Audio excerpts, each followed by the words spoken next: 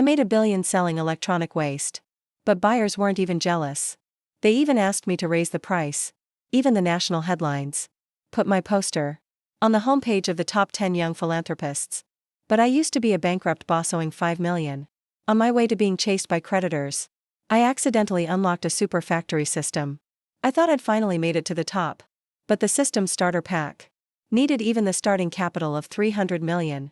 Right then, an idea popped into my head. If I can't get into the high-end stuff, then just make it low-end. I noticed a cut icon on the system menu, and I came up with a great plan. That was stripping down the specs. So I got right to work. First, downgrade the most important processor.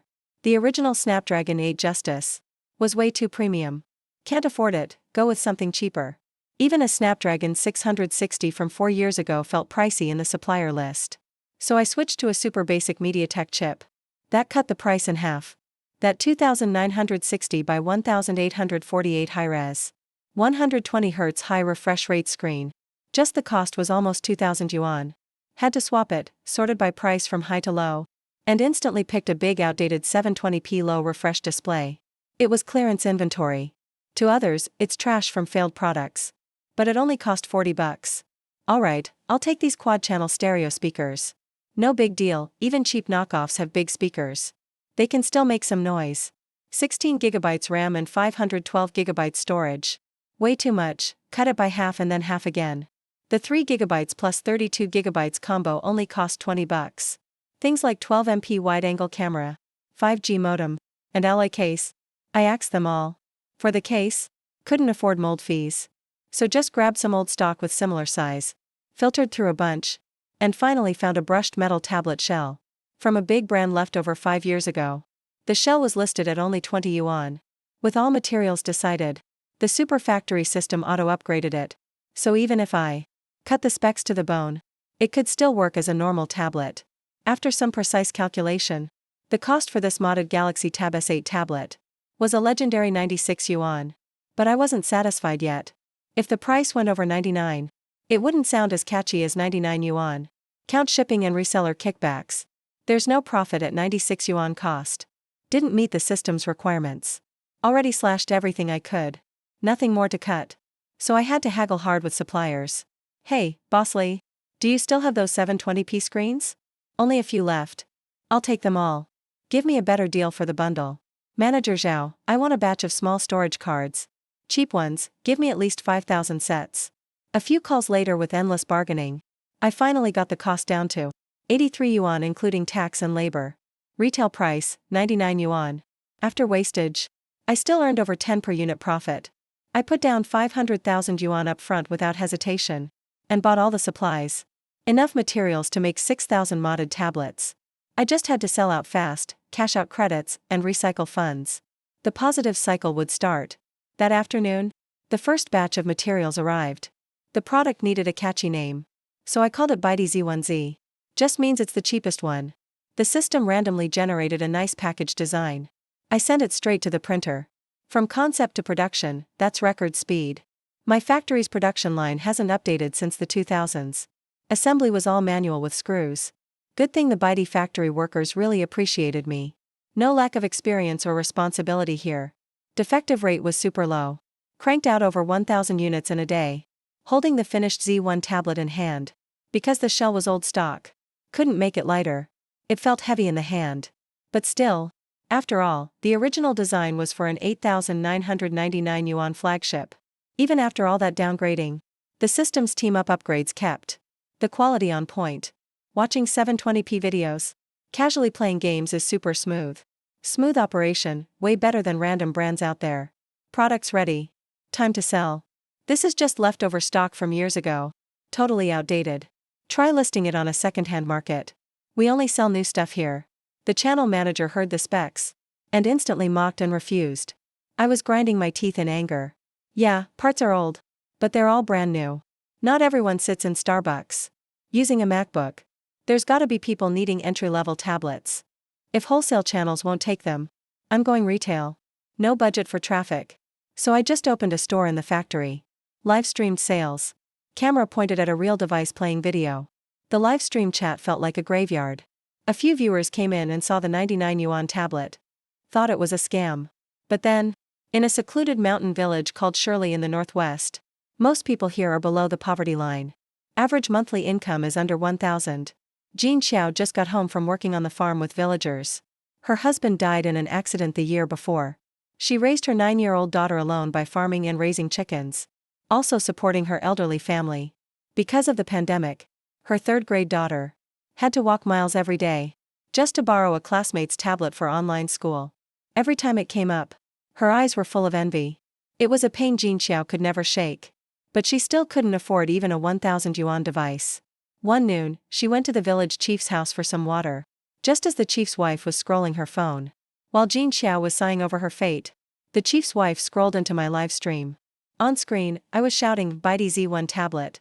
Only 99 yuan, free shipping. Official manufacturer, 1-year warranty. Limited stock. First come, first served. A tablet for 99 yuan? Jean Xiao couldn't believe it. The chief's wife didn't know much about shopping online either, but still said, "Maybe it's just cheap because it's made here in China." Jean Xiao said excitedly, "Can you help me buy this tablet? I'll pay you back later. The eggs I sold yesterday finally made 100 yuan. I'll help you buy it." The chief's wife quickly clicked and ordered. Back in the factory, my phone buzzed with the awesome notification, IDZ1. First unit sold. Ships out today. 7-day no reason returns. I shipped it out, excited. But got no reply from the buyer. Didn't think much of it. Packed up the brand new tablet. And by hustling like this, I actually sold over a dozen units that day. By night, my voice was totally shot. So I just edited a video clip and posted it online. Woke up the next day. Checked the dashboard. I was so shocked I almost dropped my phone. Everything blew up overnight. The Z1 tablet sold over 300 units. Meanwhile, in a fancy neighborhood in Shenzhen, a famous streamer who reviews wild gadgets and does unboxing and teardown live shows, Brother Jia was searching online for weird items that'd boost his show. As expected, my tablet listed on the homepage with proper warranty was the counterfeit guarantee, 1 for 99 yuan. It caught his eye. Even my Pinduoduo store made a local sale. They wanted to pick up the item in person. My backend pinged nonstop with alerts. I didn't hesitate, just gave the factory address. Had a delivery guy pick it up. An hour later, Brother Jia's livestream chat exploded. "Guys, the 99 yuan tablet's here. Let's unbox it together." He ripped open the simple paper box on camera. There was a silver brushed metal shell inside, with surprisingly refined seams. When he grabbed the whole device with one hand, the sheer weight dropped down his wrist. Felt like holding 2 actual bricks. He felt the unexpectedly legit build quality. The mocking smile just froze on his face. "Whoa, this tablet's kind of impressive." I watched him dig through the packaging on camera. He even found a big chunky charger, which felt pretty uneco-friendly. "Look, 99 yuan tablet even comes with a charger. I wonder if Cook would blush seeing this." I kept roasting Cook, but my eyes suddenly widened. Couldn't believe what I saw. "Yo, guys, check this out. What port is this?" I put the charger port up to the camera. Everyone went wild in the chat. "Never seen this before. What kind of port is this? Ugly, isn't it just a mini USB port?" This was the standard port like 10 years ago. MP3, MP4, cameras, PSPs. All used this port. This is so vintage. Haven't seen one in years. Haha, now it's confirmed. Definitely a tablet from over a decade ago. Everyone laughed that I got scammed. I gritted my teeth. Alright, let's see what this old relic can do. If it can't turn on, I'll report the seller. Pressed the power button. Big white DZ1 letters flashed on screen. It actually powered on. The chat went quiet for a moment. Wow, it turns on. That's interesting. Just for this startup screen alone. This tablet's worth the 99 yuan. For 99 you get to see what old tablets look like. Definitely a bargain. It took over 30 seconds to boot up. Pure blue desktop. Not even a wallpaper. Only basic apps, camera, calculator, etc. Super basic. I swiped the screen. Suddenly paused. The touch was surprisingly smooth.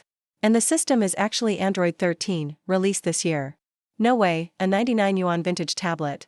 How does it run the latest Android 13? Can its specs handle it? I opened settings. Seeing the specs made me even more puzzled. A MediaTek processor from 5 years ago. 3 plus 32 GB storage. 2000 mAh battery. Just a third of a regular tablet. Specs are bottom of the barrel. But basic use is totally lag-free. Smoother than many thousand yuan tablets. I ran a benchmark test. The score was so bad it hurt. Taking photos was literally pixelated like mosaic. Basically only good for QR code scans. Used NetEase Cloud to play music. The sound was so distorted. Almost blew out my eardrums. Terrible quality but super loud. That's just ridiculous. How's the sound quality? The noise from next door renovations sounds better. Yeah, I'd rather hear "please mind the car" alerts than hear the Z1 play songs. Everyone roasted it online. But nobody had the tablet in hand. It's only 99 yuan, so I downloaded some videos. Video calls barely lag. But switching between apps makes it stutter. The 30 FPS screen just feels weird. Brother Jia tried Genshin Impact. Good idea. I downloaded Genshin and tried to launch it. Took several minutes. Once in, the tablet got super hot. Gameplay was choppy like PPT slides. Can't play at all. Trash tablet. Can't play Genshin Impact. Even the picky guy was stunned after saying that. Everyone suddenly realized. How can a 99 yuan tablet run Genshin smoothly? I closed Genshin and tried little games. Those all ran smoothly. After an hour of testing, I gave an honest review. I think this tablet is only good for very specific people or tech hoarders. Great value for light use. Even makes a cool desk clock. But if you want more, you'll start doubting your life using this. This tablet's kind of fun, I'll get one too. So many flaws. Honestly, it's just e-waste. You got scammed if you buy it. Why not spend your 99 yuan on something better? You could get a KFC family bucket instead. Most people in the live stream look down on the Z1. They're used to phones costing thousands. So they can't accept its weak performance. 2 days later, the postal guy trekked miles of mountain roads. Delivered the package to Jidagio's place in Tenli village. He was picking it up for Jin Xiao. Jidagio grabbed the package and ran straight to Jin Xiao's home. Jin Xiao. Your tablet is here. Jin Xiao was tending the garden out back. She hurried over to check. The package arrived. Should we open it now? Jidagio asked. Of course, let's open it. Jin Xiao smiled. She washed her face. Led Jidagio inside. A skinny little girl ran out. Her daughter in 3rd grade. Littleya, Mom. Is this the tablet you got me? Is it here now? Littleya asked hopefully. Yep, it's here. Let's check it out together. Jin Xiao poured water for Jidagio. Carefully started opening the package with scissors. Littleya stared without blinking. Her eyes full of longing. Opened the foam. The white DZ1 tablet appeared. Littleya softly repeated the name. Committed it to memory. Jin Xiao didn't dare tear the plastic too hard. Jidagio laughed and took over. It's fine, you can't break it, let me do it. Opened the packaging. Littleya's eyes were wide open. She reached out to grab it. Jin Xiao quickly stopped her. Wait, don't touch it. What if it breaks? Let memory teach us how to use it. Teach us how to use it. Don't worry. Electronics aren't so delicate now. There's warranty on all of them. Jidagio pressed the power button. The DZ1 logo lit up. Startup sound was super loud. That distorted sound I complained about during my live stream was actually loved by them. The sound is super clear. All three said in unison. After turning it on, they couldn't find Douyin or Kuaishou. The guys planned to download them, but realized there's no internet in the house. He turned on his phone's hotspot.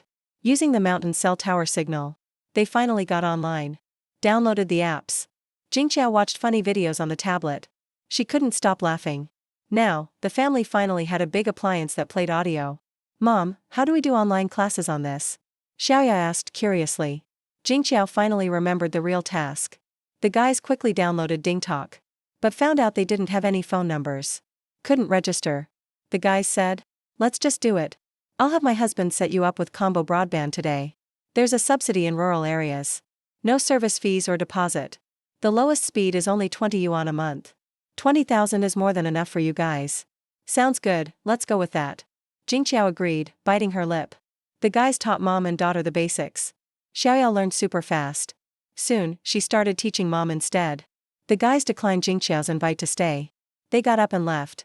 That afternoon, the village head Zhang Fugui, whose husband is also the village's mobile agent, came with internet cables and a modem to Jingxiao's house. He even gave a cheap SIM card. The modem had a router built in.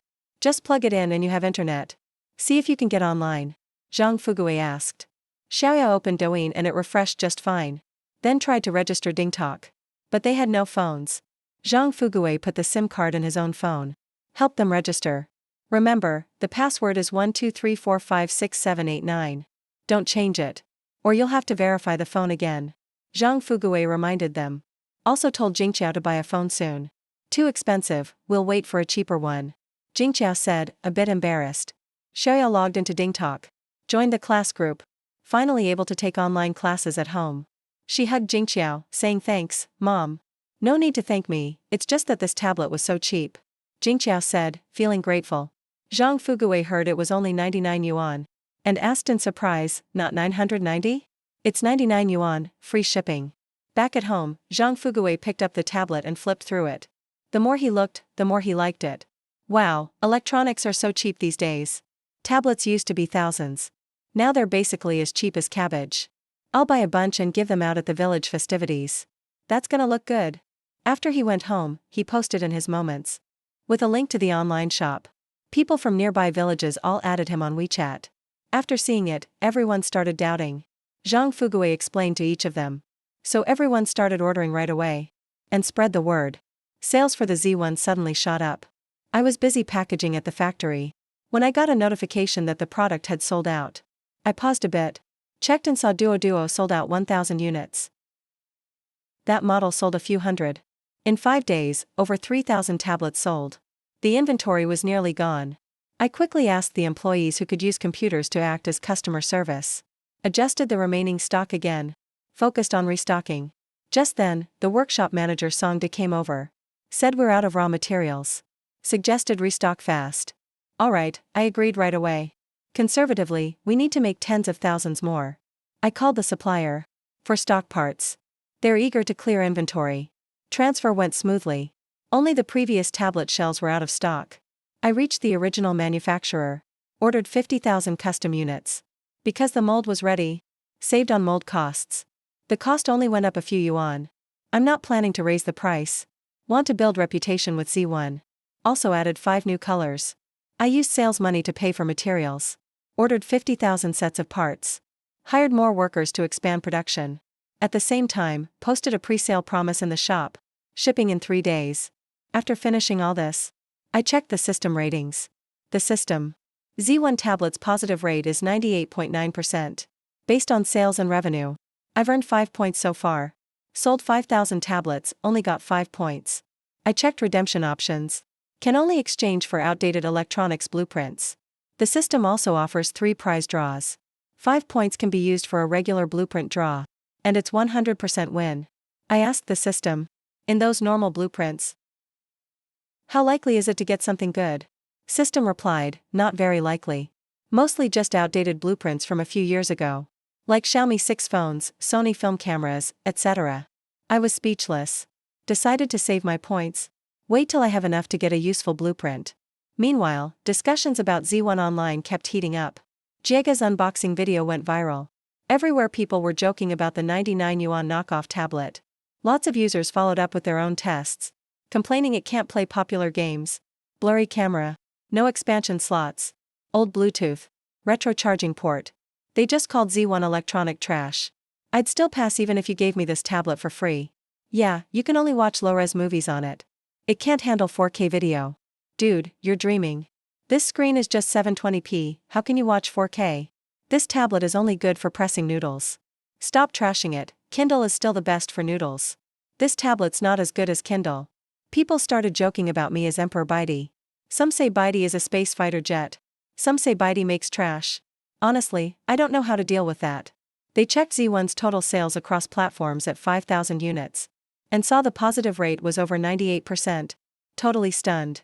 They found most reviews were simple, good, super cheap, guessing buyers didn't leave detailed comments in time. They even dug out my factory was in debt by millions. Almost went bankrupt. Sure, this was just a last cash grab before shutting down. Turns out later, the harshest critics were second-hand electronics sellers. After Z1 was a hit, their tablets under 400 yuan couldn't sell. So they intentionally trashed Z1 as electronic waste. Disgrace of industry kept popping up. But hey, negative fame is still fame. I didn't have time to deal with any of that. Just focused on production.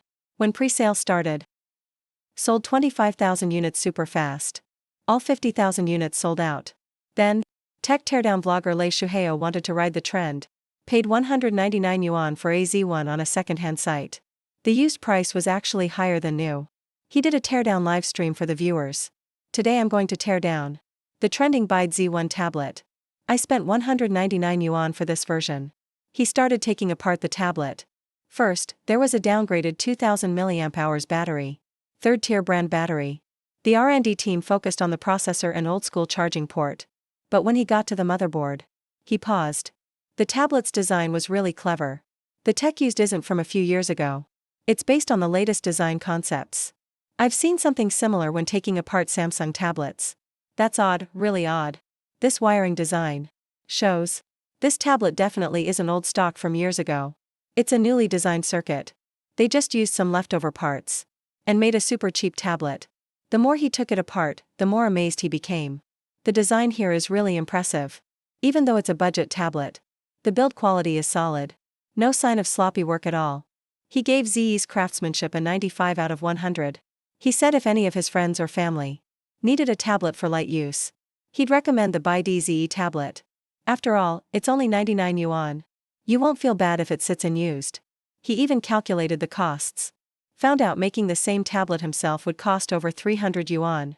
Guessed Bide's factory isn't losing money to build hype. I estimate the Bide ZE tablet cost is about 99 yuan. They're not making a profit selling this. Just to get their name out. After the video was posted, netizens started mocking. Even Lei Shuhang got roasted. But in remote villages, ZE is in high demand. 99 yuan gets you a tablet for video chats and online classes. For low-income families, it's a great deal. Everyone was asking their neighbors for the link. Those who missed out rushed to pre-order. Some people didn't believe the sales were real and reported us for faking orders. Some angry fans even smashed ZE tablets. Made videos cursing our factory. The video even went viral. Workers told me about it. But I didn't have time to care. Order reminders were about to overwhelm me. 50,000 pre-orders need to be produced ASAP. Songda came looking for me. The factory is too busy now. Should we hire temps for now? I thought about it. Decided to expand and hire more staff. Only hiring full-time employees over 35. With contracts and benefits. That's what my dad told me. Older employees value their jobs more. They're responsible. And it helps solve their unemployment. With profit from the first batch of Z1S, I made over 50,000 yuan. Net profit was enough for wages. I even promised my creditors to pay off all debts, including interest, in 2 months. Suppliers agreed to keep delivering. Now I just want to produce faster, make more money, pay salaries and debts. Meanwhile, Jay started a new live stream. Viewers told him the Z12 was priced at 199. He checked and saw the tablet still costs 99. But it's out of stock. You guys tricked me. This tablet is just for fun. Buy it just to mess around. No way people actually like it, right? But when he saw sales on Pinduoduo were over 10,000, he froze. Is this fake? Does the tablet have fake traffic too? For sure, fake views.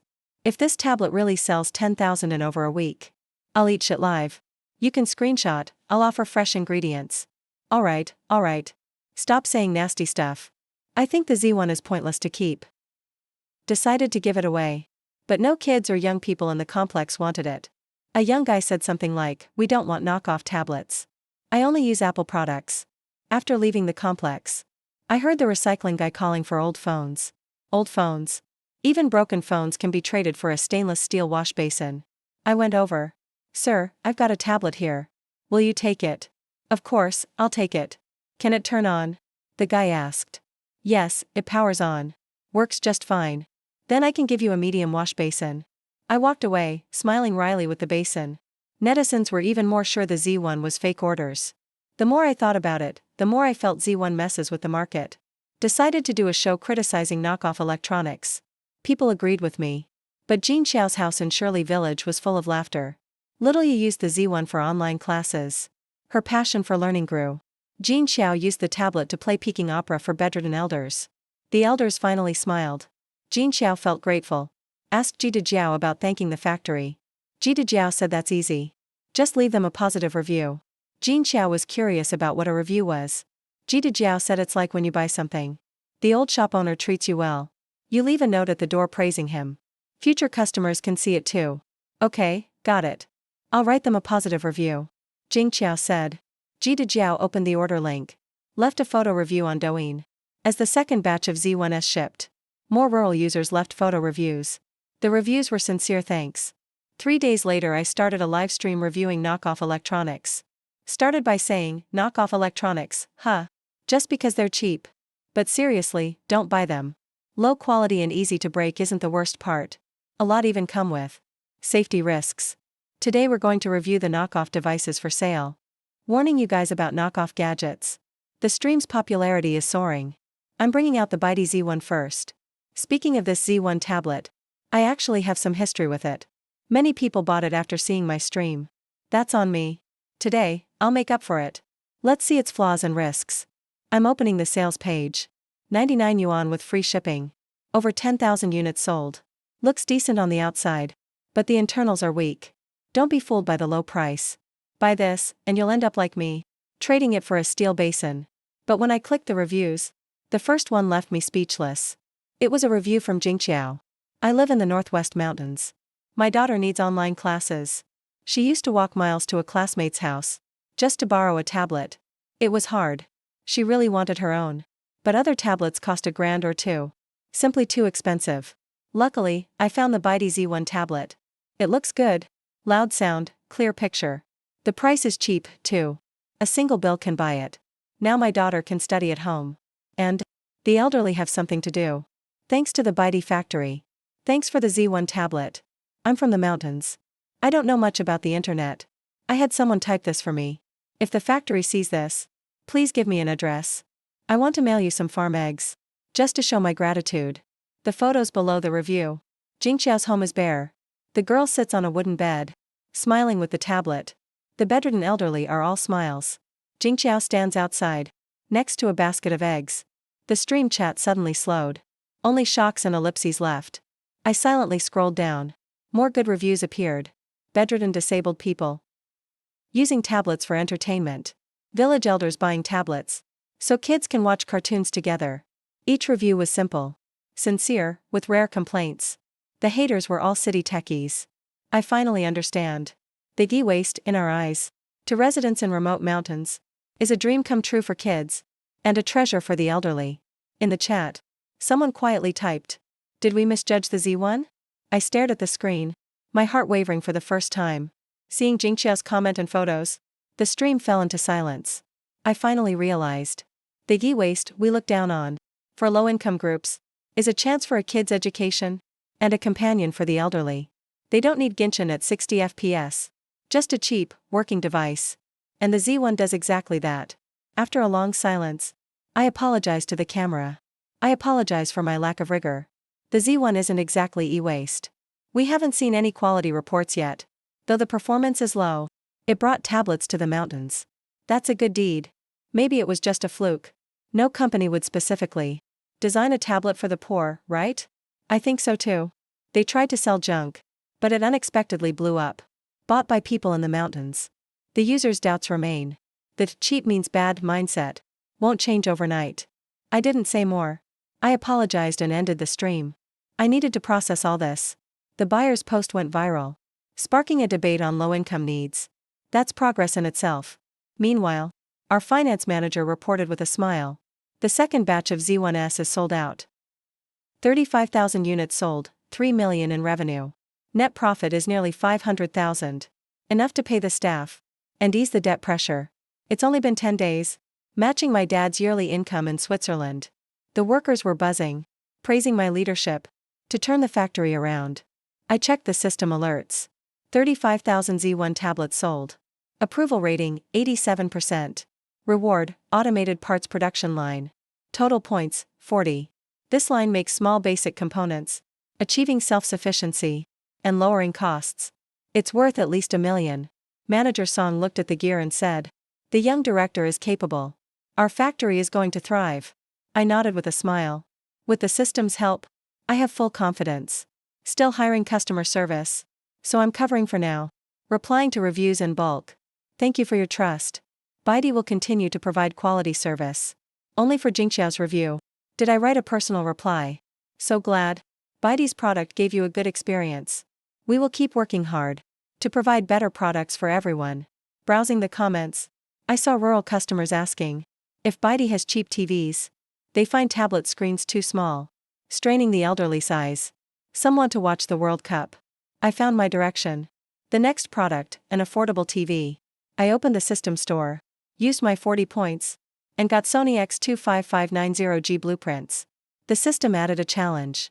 Produce a TV with 96% approval and 50,000 monthly sales. Reward, 1 rare blueprint. 50,000 units a month? That's tough. But I found the answer in the Z1. Consistent low prices. I started modifying the prints.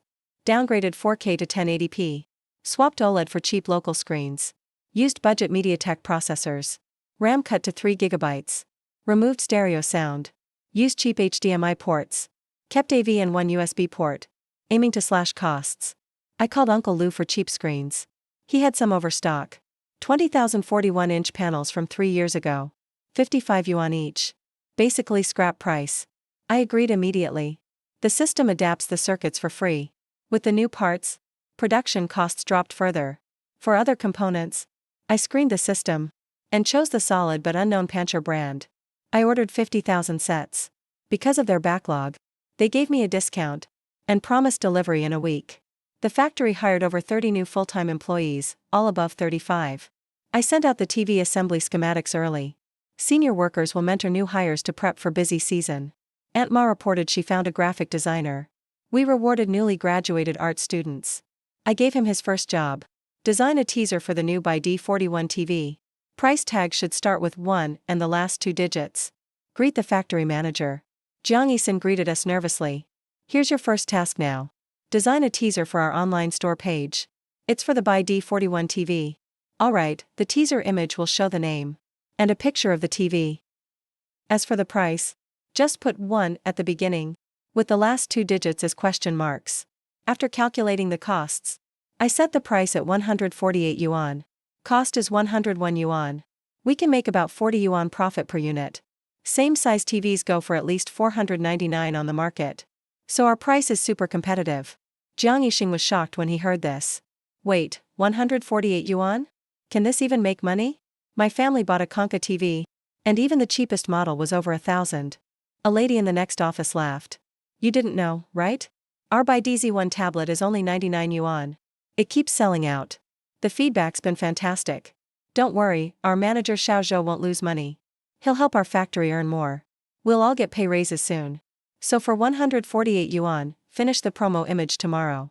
I expect our first TV within 5 days. I said okay. I'll finish it quickly and design the graphic. Jiang Yixing posted the teaser the same day. Not much buzz yet, but rural customers who missed out on Z1 noticed fast. Lots of chatter started. Some questioned the price, while Z1 users were excited. Tech teardown blogger Lei Shuhang saw the comments and promised to do a teardown after launch. I ordered 10,000 more Z1 parts. Production filled the gaps for restocks. Meanwhile, I focused fully on TV production. Employees worked 3 shifts. I moved into the factory myself to oversee production and check quality. We prepped 20,000 units for the first batch. Cash flow limited us, so we could only expand after payment comes in. We announced the 148 yuan price at 8 a.m. The internet exploded. Most thought it was a pricing error or a scam. But Z1 users lined up to buy. Sales started at 10 a.m. Orders flew in instantly. By evening, the first 5,000 units sold out. I quickly added 10,000 more units. Shipping time changed to 72 hours. Shop floor manager Song Dasun informed me. At current pace, we'll run out of raw materials in 3 days. I had zero cash flow, so I reached out to Uncle Lou and the Pancher supplier. Once they saw the sales numbers, they agreed to supply in advance. That solved the urgent issue. But inventory manager reminded me, we're out of 41-inch screens. They can only be custom ordered. I contacted the screen manufacturer. Their quote for custom 41-inch screens was 200 yuan each. Way over budget. Even regular 32-inch screens cost 110 yuan. Had to give up. As I was struggling, Uncle Lou called. Said there's a batch of 70,000 unsold 42-inch screens. Told me to contact Lin Shuai. I called Lin Shuai. He said these displays were supposed to be exported to Curry, but the buyer slashed the price. The goods are stuck at the dock, and he's willing to let them go cheap. I went to the dock myself to check. Ran system tests. 100% passed. After tough negotiating, I got all 70,000 screens for 65 yuan each. Paid a deposit first. Settle the balance after payment comes in. Hi, I heard you have a batch of 42-inch TV screens. Yeah. What's your name? I'm Zhou Yang. What's your name? I'm Lin Shui. How much per piece? What kind of panel is it? 100 yuan each. This batch is custom 42-inch TV screens. They're 60 Hz IPS panels. That's too expensive. 50 per unit is okay. Wow, that's a lowball offer. At 50 each I'd lose my shirt. Can't do it. 85 each. 60 per piece. Boss Zhou, raise it a bit more. I'd lose big this way. I'd be embarrassed to go home. 65 for all, deal. Deal. Lin Shui toured my factory and felt more at ease. We signed a formal contract. I immediately updated the blueprints in the system. Changed the screen to 42 inches. The system triggered a lucky bonus again. It gifted me the matching molds. I named the TV Baidu 41 Pro. No price hike, it's a perk for users. TV sales broke 10,000 units in 2 days. Getting closer to the monthly goal of 50,000 units. To boost our reach, I had a custom stamp made. More value, same low price. Check out Baidu. Shopping bags. Teamed up with an agri-tool e-com store. Gave them out for free in the suburbs and shared rentals. Low-cost promo. Soon, Lei Shuheng got the TV. Started a live unboxing. First, let's look at the packaging. Pretty standard. Cardboard box with foam. The included accessories are basic too. Just a power cord. And an HDMI cable. Even comes with a retro AV cable. Plus a remote control. 2 AAA batteries. A TV stand. He comments on the appearance. Looks really plasticky. Or actually, all plastic. Not even good plastic. Feels kind of rough. Is it intentional for a matte texture? But if they improved the outer material, the TV would feel way better. He gave the looks 5 out of 10. After turning it on, Lei Shuheng noticed it takes over 10 seconds to boot. Colors are inaccurate. The sound is harsh. Remote is slow to respond. Built-in storage is full. But you can use external devices with USB. After testing, he summed up that the TV's performance is pretty bad. Picture and sound are both lacking. But there's one clear upside. The 148 yuan price. If you just want a TV for some noise, this one's not bad. It's cheaper than most old used TVs. My take is, this TV only fits a small group of people. Buy it as needed. After the video dropped, it sparked heated debate online again. Meanwhile, our TV sales keep climbing. Isn't this just a pile of junk? A knockoff TV? That's what I think too. Set-top box and tablet, same thing. Other than being cheap, it's got nothing. What can you even do with this TV? Listening to it is torture. Colors are off. No support for high refresh games, screen tearing. Only a fool would buy this. Netizens kept up the harsh reviews. Urban families are used to high-end TVs costing thousands. So they can't relate to the low income needs of mountain and rural households. They just want something cheap that works. Zhang Fugui, the village chief of Shirley, was among the first to buy a Baidu 41 TV. He owns a pricey 60-inch TV at home, but won't splurge for another in the bedroom. His good experience with the Z1 tablet built strong trust in Baidu. After the TV arrived, he set it up right away. His wife Ji Dajiao saw the logo. Isn't this the same brand as that tablet? How much? 148. Zhang Fugui replied. Ji Dajiao said, that's super cheap. Our 60-inch one cost over 4,000, right? Even just the change was more than this Baidu TV. Zhang Fugui hooked it up with a mobile set-top box. The couple watched for a few minutes and thought, for this price, you can't complain. They never cared about looks anyway. Saving money is what matters. Satisfied, he shared a photo in his WeChat moments. Many villagers followed his lead. Ji Dajiao remembered Jinxiao's parents had eye strain from the tablet, so she told them. Jinxiao was immediately interested. A 148 yuan TV. And it's Baidu? Nice. Jinxiao wanted to wait till she sold her chickens. But Ji Dajiao offered to lend her the money. No need to wait, I'll cover you. Just pay me back later. Dingxiao said, thanks so much, Sister Ji. I'll have chicken money in a week. I'll pay you back then. But Ji Dajiao paused while ordering. It's upgraded so fast. Do you want the newer version? The one we bought seems sold out. Sure, Baidu's good stuff. I'm good with whatever. Jinxiao replied. But it's still in pre-sale. Says it ships in 3 days. Baidu's products are good. But you always have to wait. Jinxiao said. A lot of people are buying. So it's in short supply. Shows this TV is well liked. You'll never regret it. Ji Dajiao quickly placed the order for Jinxiao. Mountain folks really trust Baidu. Stands in sharp contrast to netizens bashing. At the same time, Shenzhen streamer Jay was live. A viewer told him. Baidu launched a 148 yuan TV. It just happened his stream was slowing down. Jay ordered the Baidu 41 Pro pre-sale right away. By now, it had sold over 7,000 on Pinduoduo this month. That made him super curious. 3 days later, the TV arrived. Jay started another unboxing stream. You can see it includes very few accessories. The look and color, not great. Shell material is pretty bad too. After booting, the rough sound quality got roasted by viewers. Colors are clearly off too. Jay compared it to his 100-inch Samsung. For PS5, Xbox Series.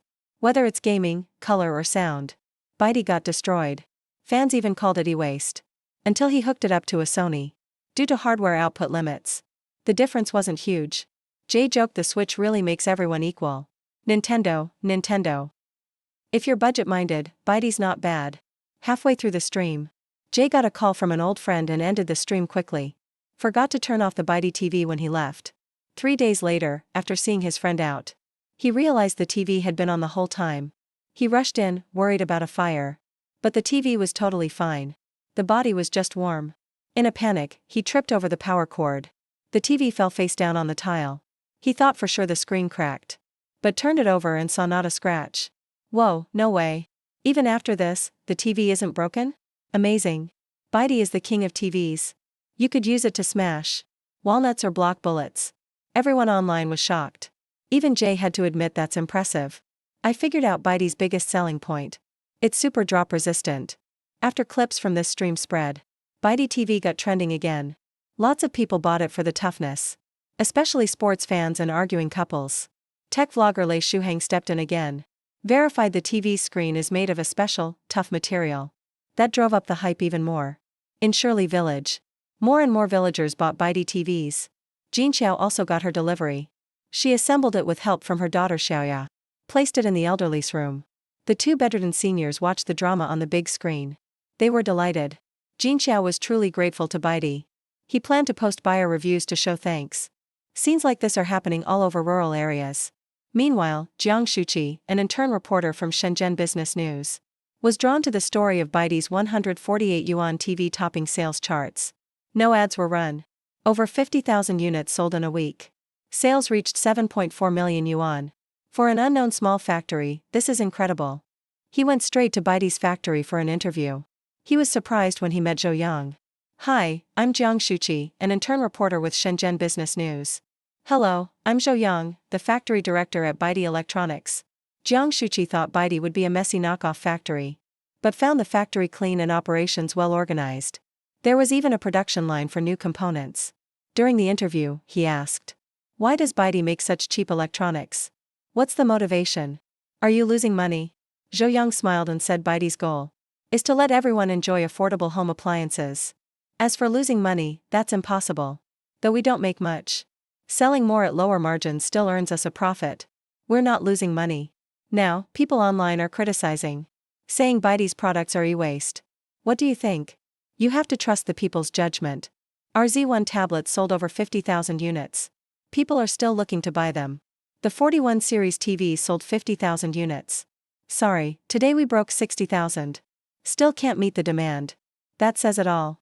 If everyone approves the appliance, how could it be trash? Zhou Yang showed buyer reviews from mountain area users.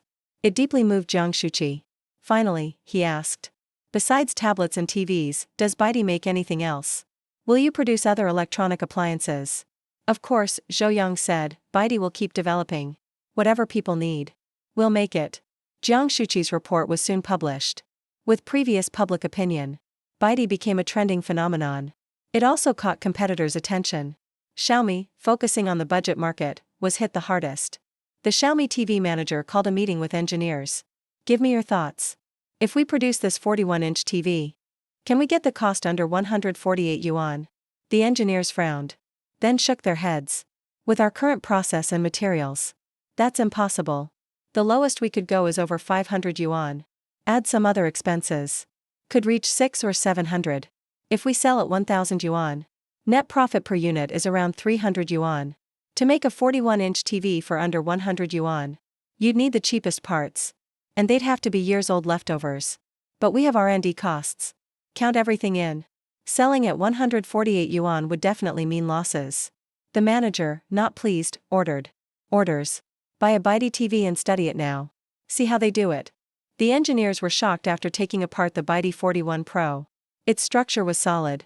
Even the circuit design looked like high-end TVs. Not at all the knockoff quality they'd expected. They still can't figure out how Bitey keeps costs low. What they don't know. Zhou Yang's circuit design relies entirely on the system's help. Saved huge R&D costs. By now, Bitey 41 Pro sales passed 80,000 units. Crushed other budget TV brands in 2 weeks. Zhou Yang finally got a system notification.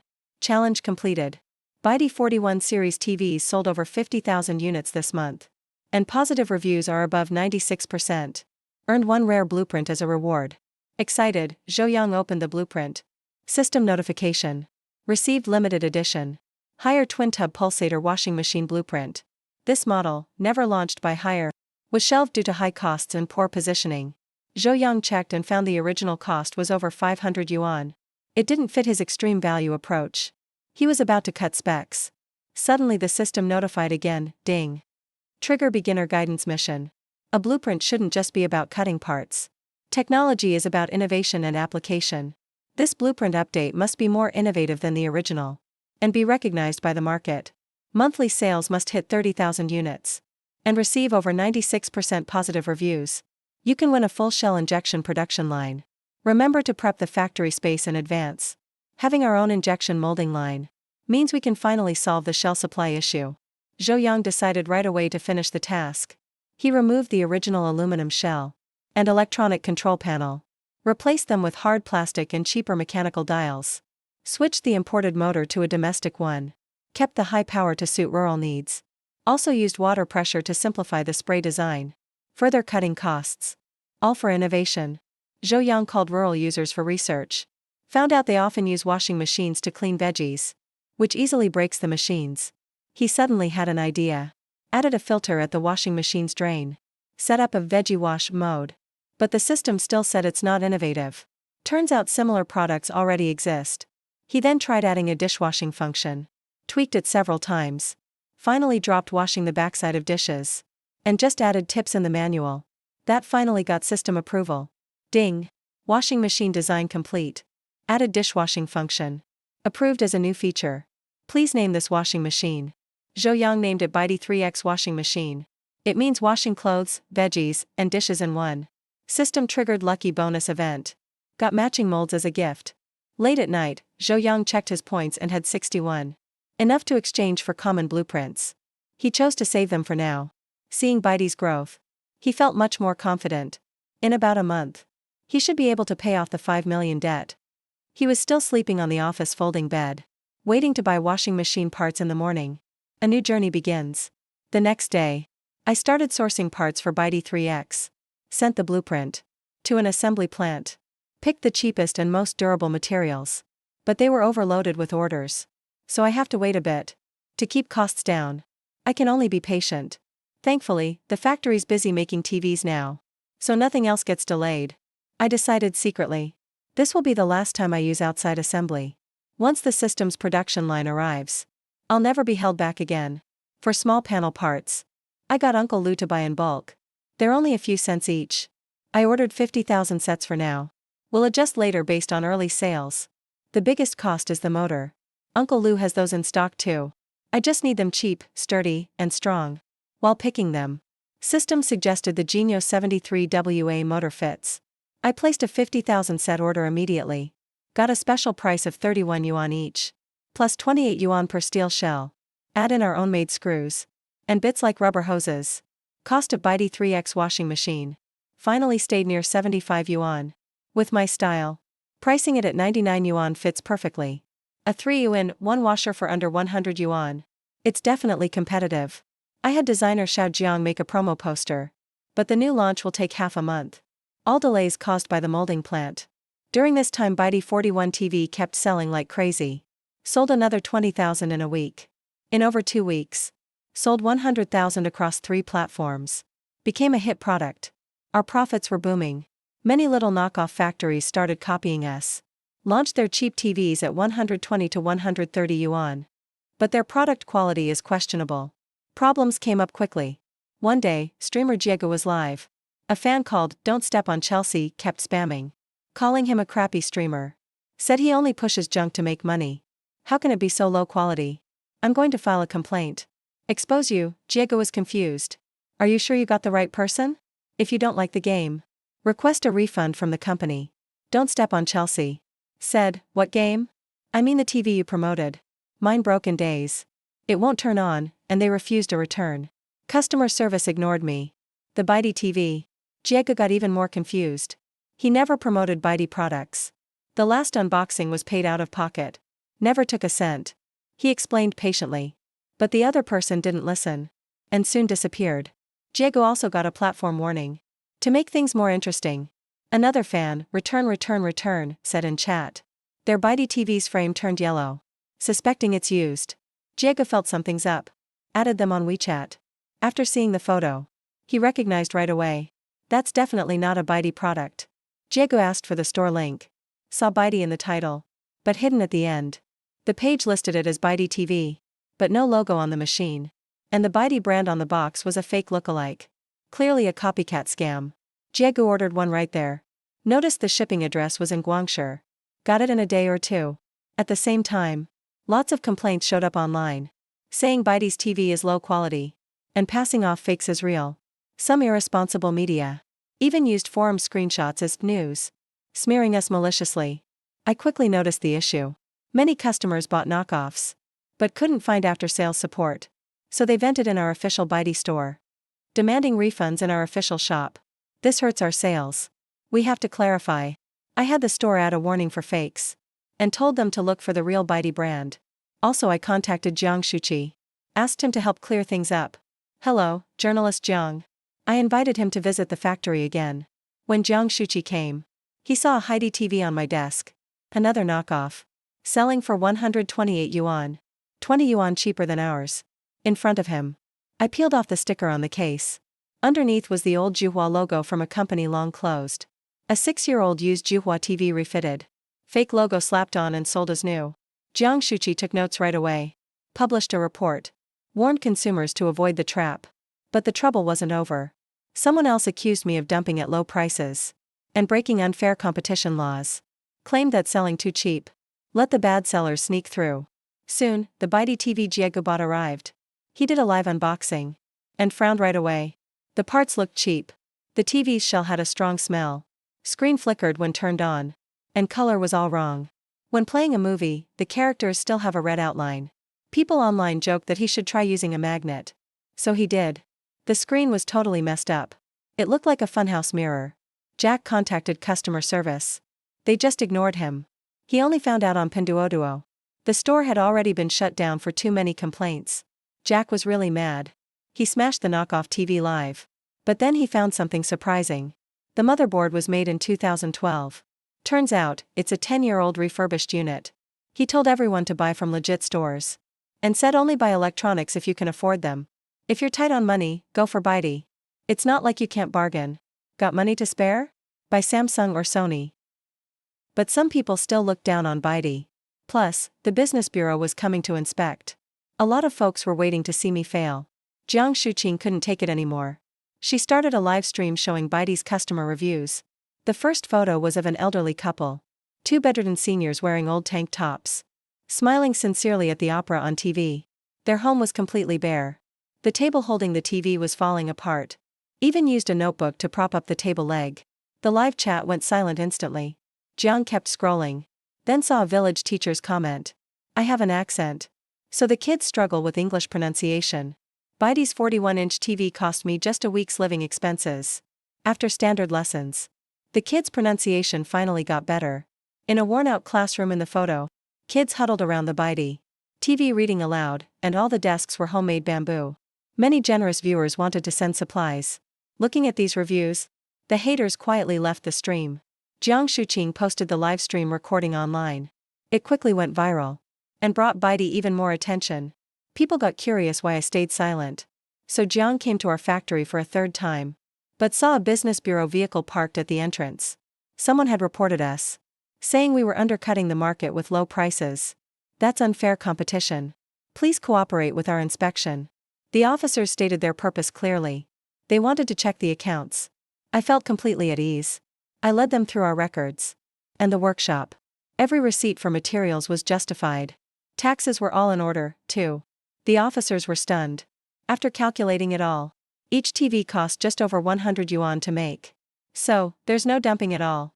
The team leader then asked why there were no R&D expenses. No R&D cost? I calmly replied. I designed this TV in my spare time. Didn't spend extra money. If you have to calculate it. Just a few pieces of paper and half a can of ink. Maybe about 80 cents. All the officers were speechless. They found nothing illegal. So they had to leave. Jiang came in afterwards for an interview. She asked why I never explained myself online. What's the point of getting mad? Arguing with trolls and paid posters is exactly what they want. I smiled and said, these trolls are probably sent by competitors.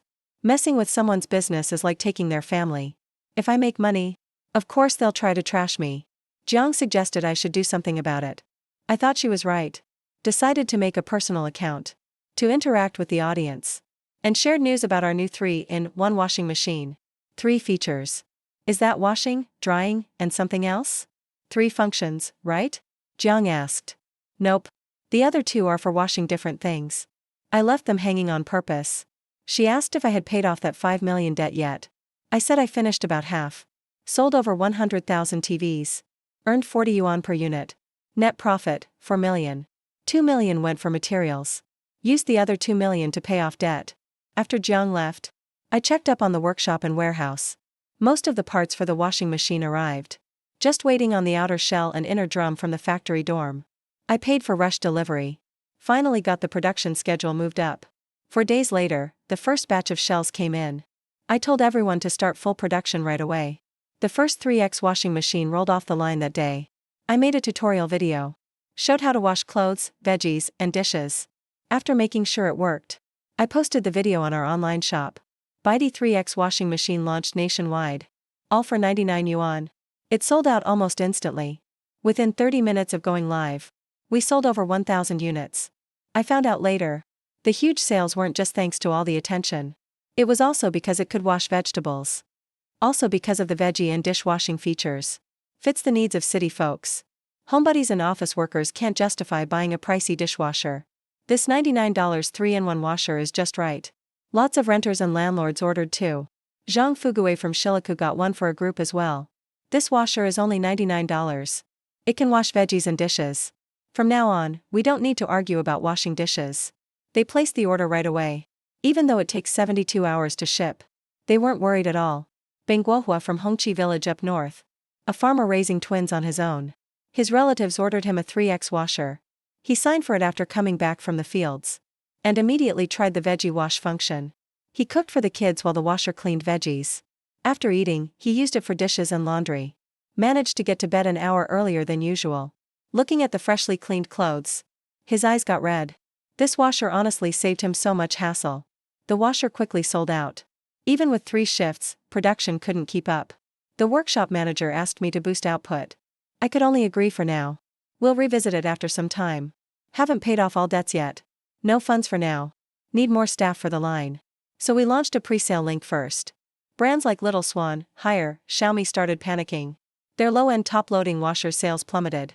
They all ordered a 3x washer. To reverse engineer it. Since pre-sale meant days of waiting. Tech teardown blogger Lei Shuheng wanted to review. He couldn't snag one in stock.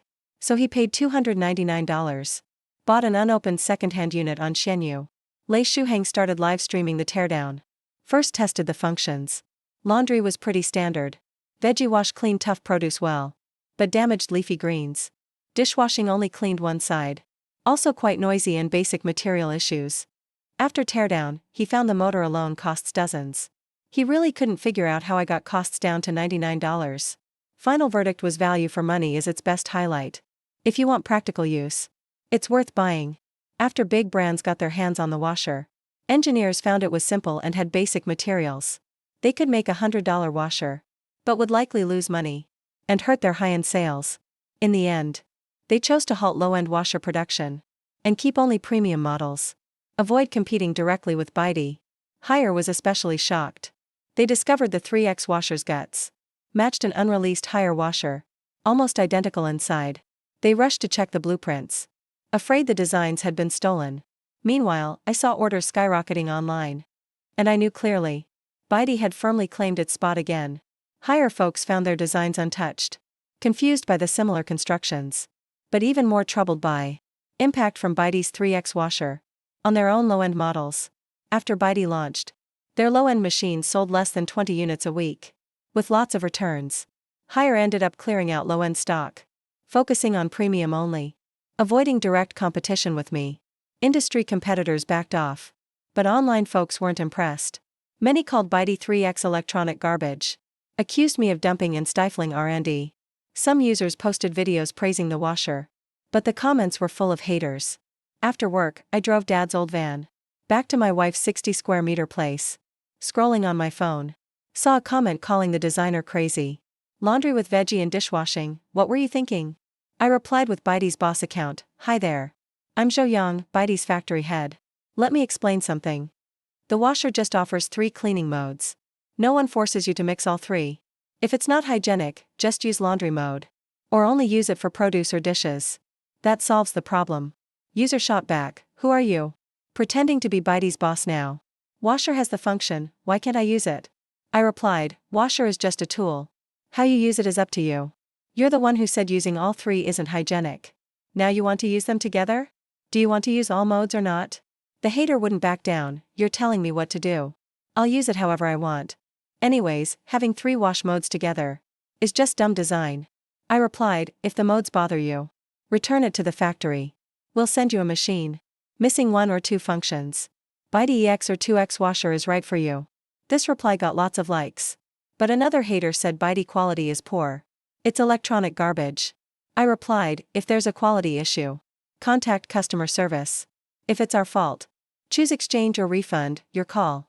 About the electronic garbage claim, I added, if a washer that sold tens of thousands is still electronic garbage, then those that sell only dozens or hundreds a month, what are they? If price is how you judge trash, you shouldn't drink tap water that's just a few bucks per ton. That's trash. Go buy imported spring water for $1,000 a bottle. That's probably not trash. I'm also honest. I admit Baidu uses some older parts. Some are legacy components. But that's just to keep costs down. Anyone can stack parts. I could design a washer over $1,000. But you know how it goes. Some accused me of dumping. Ruining the market. I shot back, you're overestimating Baidu. We make cheap low-end stuff. To serve users who want affordable prices. And want the basics. They really need functional, cheap appliances. No matter how good Huawei or Apple is. Not everyone can own one. Baidu's goal is making home appliances accessible for everyone. That statement got plenty of support, the haters couldn't argue anymore. They started losing ground. As the 3X washer kept selling, all $1,000 and under washers from major brands were quickly discounted and taken off shelves. Baidu basically cornered that price range. Soon, small brands jumped in with $68 5-function washers. Called Black Swan, Little Fish, etc. Dodging copycat accusations. A lot of people bought for the cheap price. And realized it was junk when it arrived. Only half the size of Baidu's. Single tub, no spin dry. Rough materials, bad smell. The 5 functions are really just one stirring mode. Can't clean properly and breaks easily. After-sales service is basically non-existent. Plenty of users got ripped off. That's when they saw Baidu 3S as the real deal. Even though knockoffs hit Baidu's sales a bit. Still over 1,000 orders daily. Customer service swamped with shipping requests. Even with 3 shifts, can't keep up. Workshop manager Songda applied for bankruptcy again.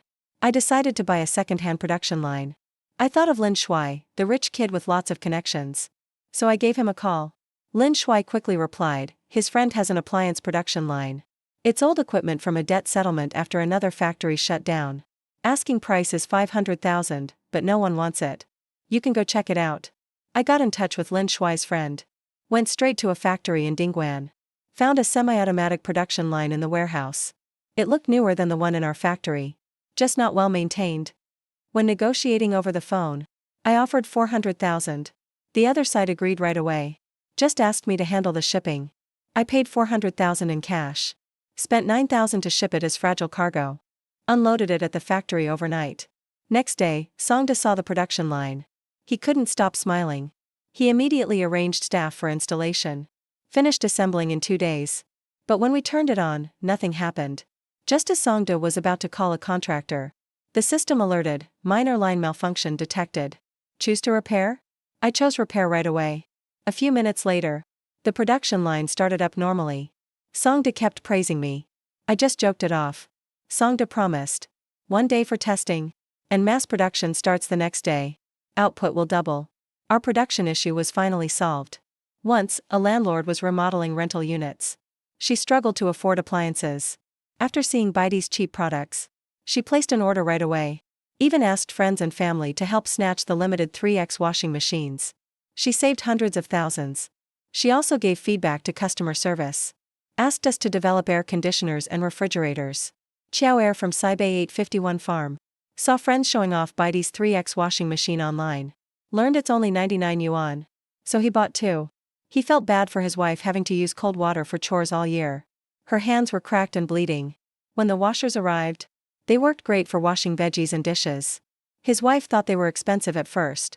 But hearing 2 cost less than 200 yuan, she was shocked and happy. Xiao Air posted a glowing review with photos.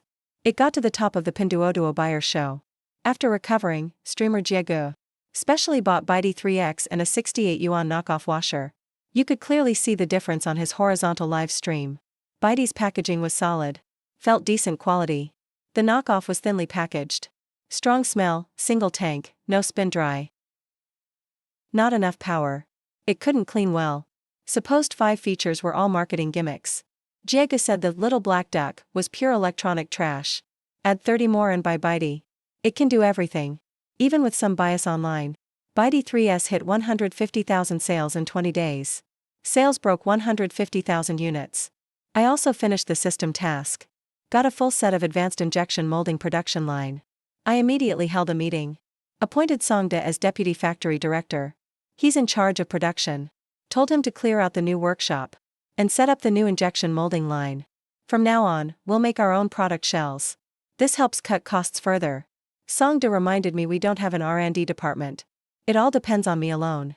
That's a lot, but I smiled and said it's fine. Because I have the system. Its pro R&D team is reliable.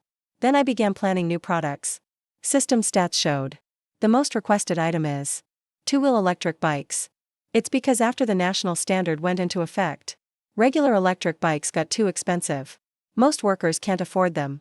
I saved up 135 system points and exchanged for Bach S2 mountain e-bike designs, planning to tweak it for a cheap new standard e-bike. After talking to supplier Uncle Lou, I picked graphene batteries for 105 yuan. Safe and cost-effective. Also scored some cheap high-power motors. Used the gears from the design. Complies with national standards. And climbs hills smoothly. Picked 68 yuan wear-resistant tires. Added our own shells and small parts. Total cost came to 267 yuan. Priced at 299 yuan. Launched a premium long-range version for 389. Named it number 21 E2 Type 1. Arranged Songda to switch production gradually. Told designer Xiao Jiang to make promo graphics. After the announcement of the new national standard product teaser, some people questioned me about raising prices and fleecing customers. Loyal users defended me. Many people planning to buy an electric bike were hesitant. I didn't really care. Every Baidi product launch is met with criticism. As long as the product works, sales will prove it. Higher staff found the blueprints untouched. They wondered why the 2 products looked so similar, but were more troubled. Baidi 3X washing machine hit their low-end washers hard. Since Baidi's launch, their low-end models only sold less than 20 units a week, with lots of returns. Eventually, Haier decided to clear out their low-end washers, focusing on high-end models, to avoid competing with me. Industry peers backed down. But netizens weren't convinced. Many called Baidi 3X electronic waste. Accused me of selling cheap to block R&D. After work, I drove my dad's old, 8th-hand minivan. Scrolled on my phone in my rundown 60-square-meter apartment. And saw a troll comment saying the designer had issues mixing washing clothes, veggies, and dishes together. Thinking aloud, I replied as Baidi's boss. Hey, friend. I'm Zhou Yang, Baidi's factory manager. Let me explain. The washer just offers 3 cleaning modes. Not forcing you to mix all 3. If you think it's not hygienic, just use the laundry feature. Or use it for veggies or dishes only. That way, it's fine. The person shot back, who are you? Trying to act like Baidi's boss. Why launch features and not let me use them? I replied, the washer's just a tool. Customers are free to use it as they wish.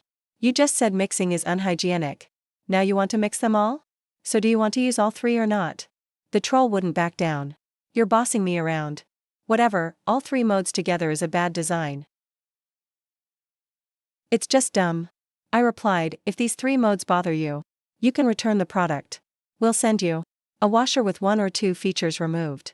Bitey 1X and 2X are perfect for you. My reply got lots of likes. Another troll said Bitey's quality was poor and electronic waste. I replied, if there's quality issues, reach out to customer service. If it's our fault, choice of exchange or refund is yours. About the electronic waste claim, I added, if a washer that sells over 10,000 units is waste, then what about those selling just dozens or hundreds monthly? Isn't that worse? Why judge quality by price? Then you shouldn't drink tap water that's a few bucks per ton. That's trash. Go buy imported spring water that costs thousands per bottle. That shouldn't be trash. I was honest too. I admit Bitey uses some old parts in its washers. But that's just for cutting costs. Everyone uses leftover materials. I could design a washer worth thousands, but you know how it is. Some say I ruin the market with cheap prices. I said, you're overestimating Bitey. We make cheap, entry-level stuff to meet people who want low prices and good service. They just need basic features and affordable appliances. Huawei and Apple make great products, but not everyone in China can own them. Bitey's idea is to let people have appliance freedom. Lots of people agreed with me. The troll's arguments started to fall apart. With the hot sales of the 3X washer, other brands sub 1,000 yuan washers got pulled off shelves. Bitey basically took over this price range. Soon, small factories started following the trend, launching cheap 68 yuan 5-feature low-quality washers. Many buyers got scammed, then realized Bitey 3X is actually great, even though knockoffs slightly affected Bitey's sales. We still had thousands of orders daily. 3 shifts at the workshop couldn't meet demand. I decided to ask Lin Shui to help buy a second-hand line. Lin Shui said, a friend had a closed-down appliance production line, auctioned for 500,000, but no buyers. I went straight to Dingguan to check it. Production line wasn't well maintained, but newer than ours. Ended up buying it for 400,000. Spent another 9,000 to ship it back. Next day, Songda arranged for installation. After assembly, it wouldn't power on. System said it could be fixed. A few minutes later, the line worked fine. Songda promised 1 day for debugging. Starting production next day. Output would double. Production issues finally solved. Cantonese landlady renovated her rental, and after ordering Bitey products, suggested we make air conditioners and fridges. Xiao Erju from North Farm bought 2 3X washers. Caring for his wife who does chores. Gave a hands-on positive review. It got bumped to the top of buyer reviews. Streamer Jiega made a comparison after recovering. Said the knockoff washers were junk. Strongly recommended Bitey 3X. Bitey 3X sold 150,000 units in 20 days. Sales topped 150,000 units. I completed a system task and earned an advanced injection molding line. Appointed Songda as deputy manager to set up the new line. Cutting costs. System showed highest demand was for 2-wheeled e-bikes. I saved 135 points to exchange for blueprints and tweaked them into a low-cost national standard bike. Model 21 cost me 267 yuan. Sale price 299 yuan. Long-range model, 389 yuan. 4 days later, the 21st bike rolled off the line. Made 2 bikes for testing and inspection. Songda handed me a helmet. The manager put the helmet on. I thanked him and put it on. Started up the bike. Hit 25 kilometers per hour. National standard approved. After circling the yard twice, I drove onto the street. Acceleration, braking, and steering were all smooth. I easily passed another national standard bike going uphill. The rider shouted, "Hey, bro, what brand is your bike? It's so fast uphill." Bitey 21. I replied Bitey 21. He was puzzled, never heard of it. Where did you buy it? I said it's not on sale yet. Told him to watch Bitey's online store. Then rode back to the factory. Everyone gathered to ask how it went. Said it was great. I basically tested all the other features. Only one left, which is the range. Songda wanted staff to ride and test the range. I thought that's too much work. Decided to modify a treadmill into a tester. It only cost 2 or 3,000. Finished the modifications that afternoon. Started testing range at different speeds. A few days later, Model 21 passed all requirements and audits. A week later, officially launched. At 10 a.m. launch, orders poured in. Sold over 1,000 units in a minute. Even though 299 yuan was Baidu's most expensive product ever, backed by good word of mouth, it stayed popular. Unboxing blogger Lei Shuheng placed the first order and bought an extra high-end battery for backup. Live stream unboxing review. The shell is much improved. And the color looks great. Now I see why this bike is $200 more. First impression of the design. It's way better than a TV or a washing machine. After riding, he says the acceleration is pretty good. It's really smooth. Feels just like those $3,000 e-bikes. Not much difference at all. Some viewers are saying the reviewer got paid. Can't believe he's praising Baidu. Lei Shuheng replied, I just speak honestly in my reviews. But of course, it's got my own perspective. If you don't trust me, check out other people's unboxing videos. Then he took the bike apart. Confirmed all the parts meet national standards. But also pointed out the lack of comfort. No lock, helmet, or offline power cut, among other issues. Decided to keep it for himself in the end. Another blogger, Xiao Pingping, just trashed the D21 on purpose. Listed 7 shortcomings. Called it junk. The comments section blew up. Everyone replied to his post. I admit the Baidu D21 e-bike has a lot of flaws. But it's not as bad as Xiao Pingping said. It's fine for regular use. Of course. If you compare with e-bikes around 2,000 to 3,000 yuan, comfort and accessories, there's definitely a gap. But it's a free market now. Our Baidu D21 e-bike just offers people one more choice. If you don't like it or it doesn't meet your needs, you can always pick another brand. We at Baidu never force anyone to buy our products. You decide if you want to buy. Baidu Electronics wants to remind you again. Please shop smart. That woke up a lot of people. They realized there's no need to be so harsh on budget products. Worker Lu Baojian had issues commuting after his factory moved. Troubled by the back and forth to work. Didn't want to spend too much on an e-bike. A coworker recommended one. And even bought him a D21. He loved it after riding. Called home excited to share the news. Mom, I bought a Baidu e-bike. It wasn't expensive. Only 299 yuan. When the family heard Baidu, they thought of the neighbor's TV. And decided to get one for New Year's too. Another man bought the D21 long-range model for his thrifty dad. At first his dad thought it cost a lot. So he refused. Only agreed to try it after hearing it was just 299 yuan.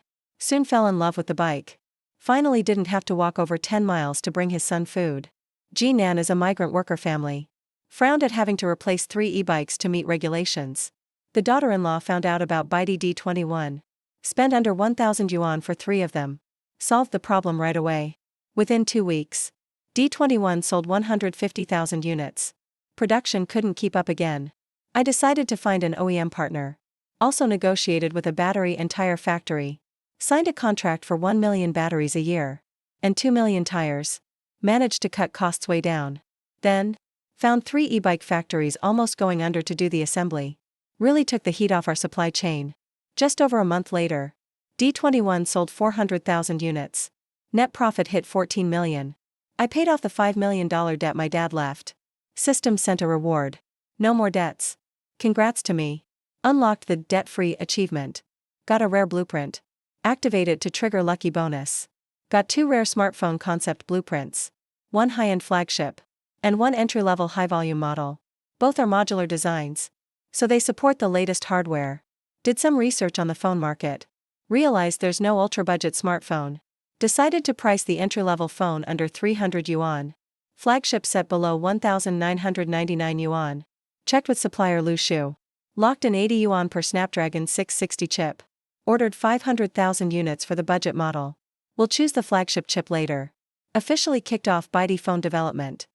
Right now, the top-tier phone chips are definitely Apple's M series. And Qualcomm's Snapdragon 8 G2.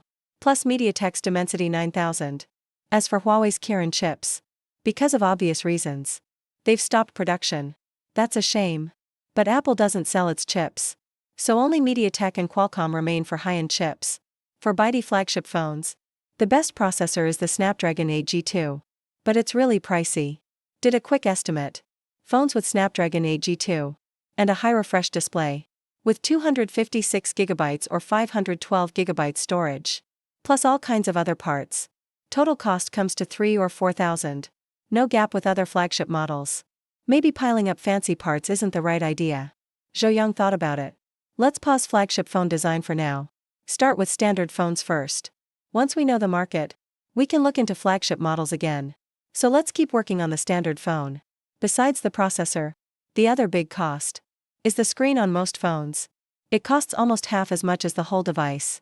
Plus, the phone screen directly affects the shape and size. And looks matter too. For entry-level screens, they don't have to be fancy. Just can't be too fragile. And not bad for the eyes.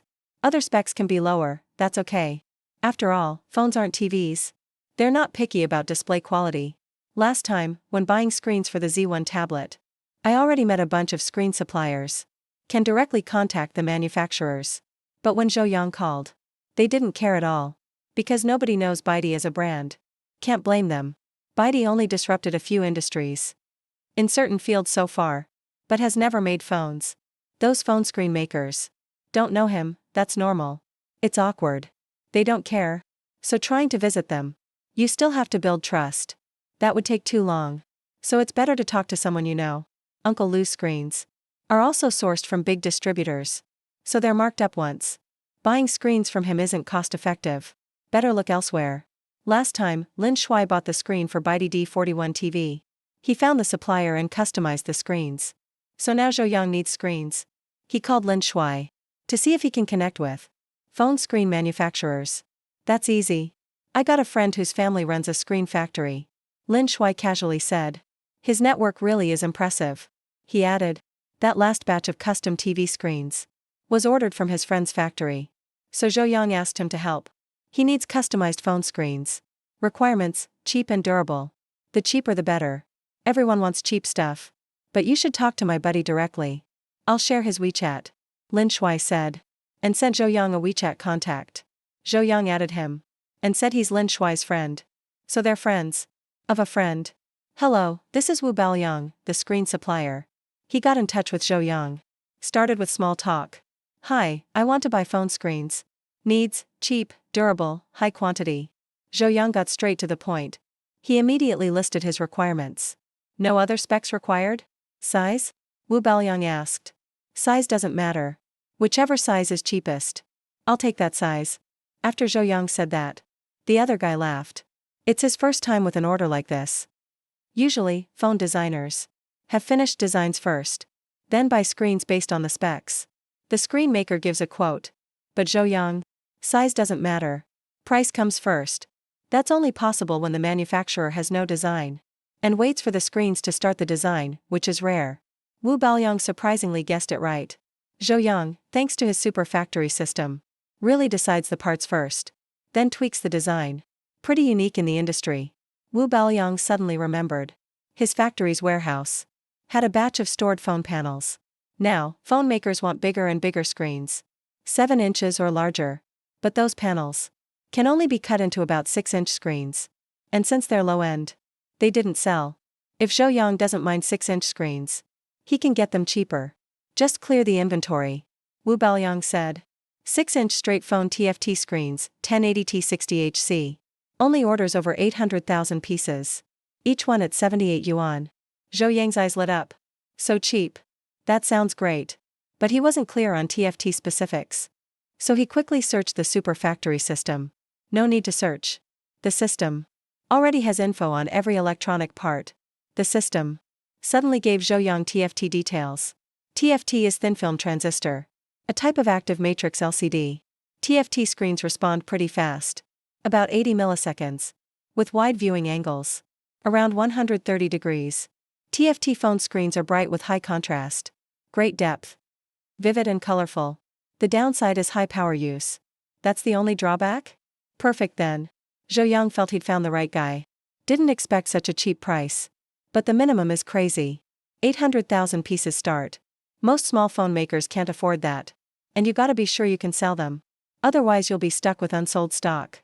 Alright, I'll take these, Zhou Yang said. Even though these phone screens are double the price of the Z1 tablet screens, their performance is way better. Feels totally worth it. Cheaper than Uncle Lou's by 15 yuan. 6 inches is fine. That's still a small phone screen. Wu Baoyang reminded him.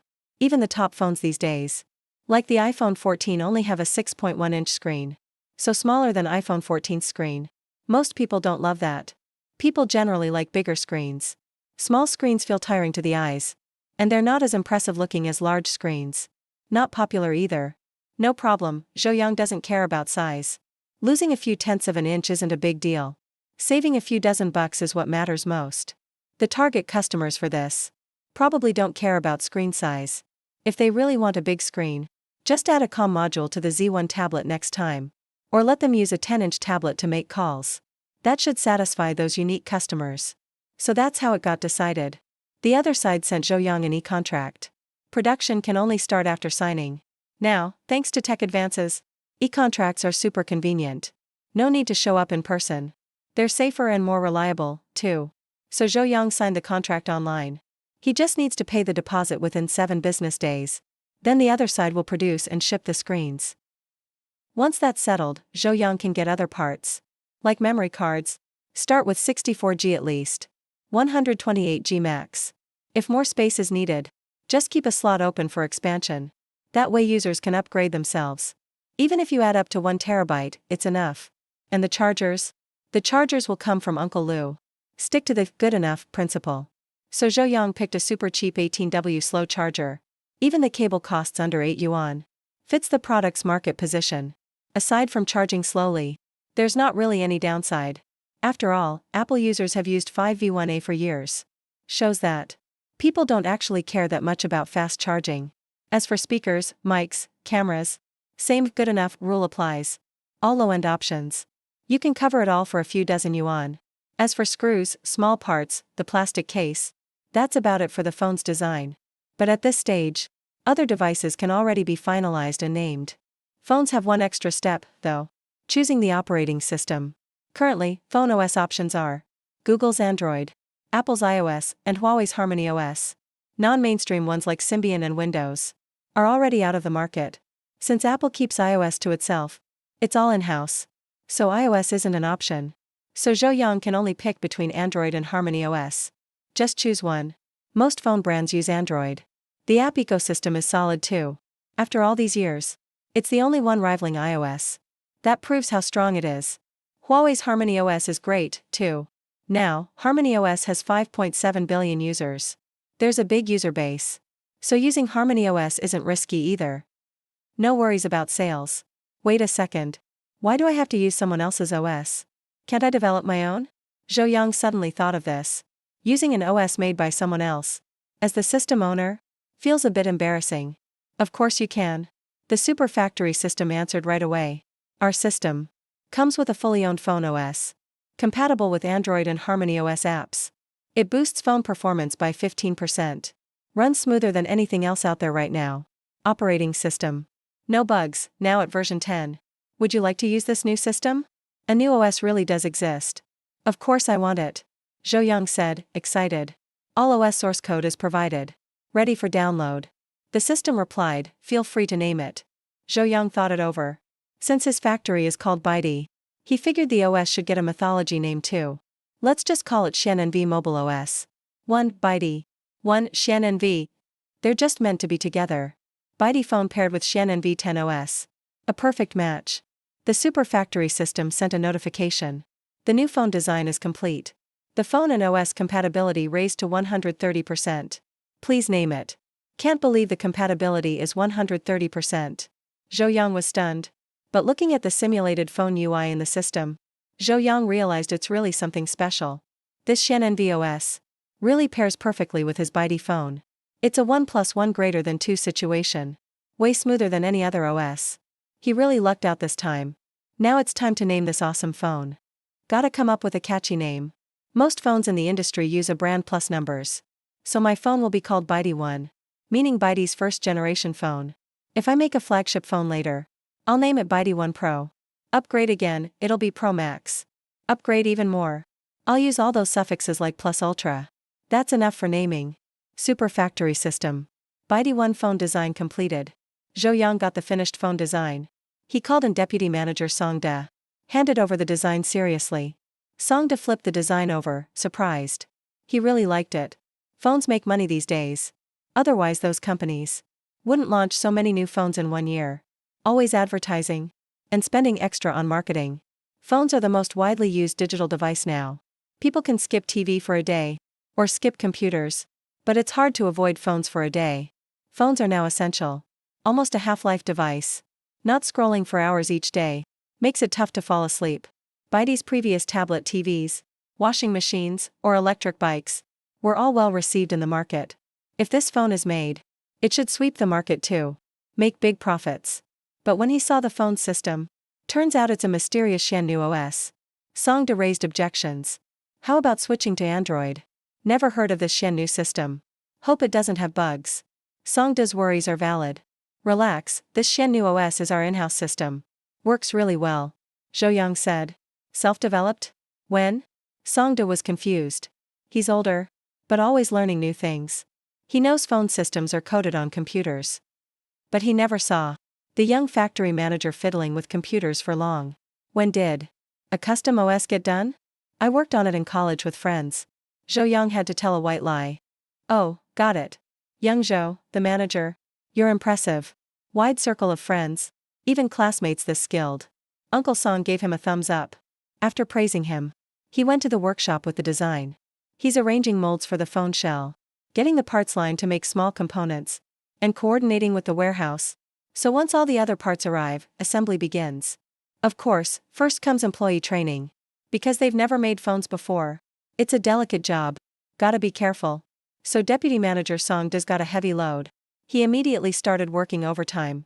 Meanwhile, Zhou Yang, even though he designed the phone, his work isn't finished yet. He still needs to calculate the sale price and cost. The main two parts, processor and screen, take up half the phone's total cost. Other parts, he saves wherever he can. With his own factory's parts and injection molded shells, the final calculation is, BYD One's full production cost is about 240 yuan.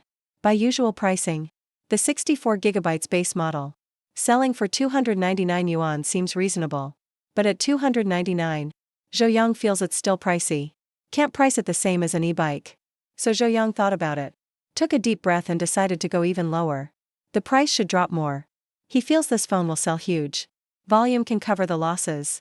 He finally set the price at 288 yuan. Making over 40 yuan per phone is enough. He expects to sell 100,000 units. That'd mean over 40 million profit. Pretty impressive. So BYD One's final price is set at a headline-grabbing 288 yuan. This price seems ordinary, like some older models. About the same price. But paired with decent hardware, and the custom-developed Xiannu OS, the real user experience, feels just like those phones costing 1 or 2,000. You pay a fraction of the price, but get the feel of a 2,000 yuan phone. That's definitely attractive. Zhou Yang is full of confidence anyway. Once people use his BYD phone, they'll definitely see its value. Now that's settled. All the prep for phone production done. Only promo and manufacturing left for BYD phone. Zhou Yang's done new product promos more than once. Step 1 is making promo images. Once the ID and specs are finalized, promotion starts. Zhou Yang had designer Xiao Jiang make promo pics. He pulled up the phone's promo image from the system. Just a front shot. For the price section, Zhou Yang had Xiao Jiang put just 3 question marks. Meaning the phone costs 3 digits. But exactly how much? He'll announce before launch. Also, the custom OS news. To make it more exciting, he'll announce it together with the price at launch. Zhou Yang's experience now. Past product launches always sold out fast. Then couldn't keep up with demand, leading to some negative feedback. This time, he'll wait for enough stock before starting sales, so he won't get roasted online again. This promo image is only posted on BYD's own web store. No other ads. It's BYD's tradition. A manufacturer launches a product to make profit, but if you advertise, those ad costs end up factored into the price and make the price higher. So the heavier the ads, the higher the gross margin. But BYD focuses on max value and keeps prices low, so they cut ad budgets whenever possible. Rely only on customers for word-of-mouth marketing. After BYD One's promo pic was out, netizens were totally stunned. BYD's random and quirky products really shocked them. Because BYD's lineup is all over the place. Started with Z1 tablet, then TVs and washing machines, then the recent hit, electric bikes. None of these products really match up. Tablet is a digital gadget. TVs and washers are major appliances. Electric bikes are transportation. Even major appliance giants like Haier or Midea don't cover all these types. Because every company has its own familiar niche. Taking on a new field means extra costs.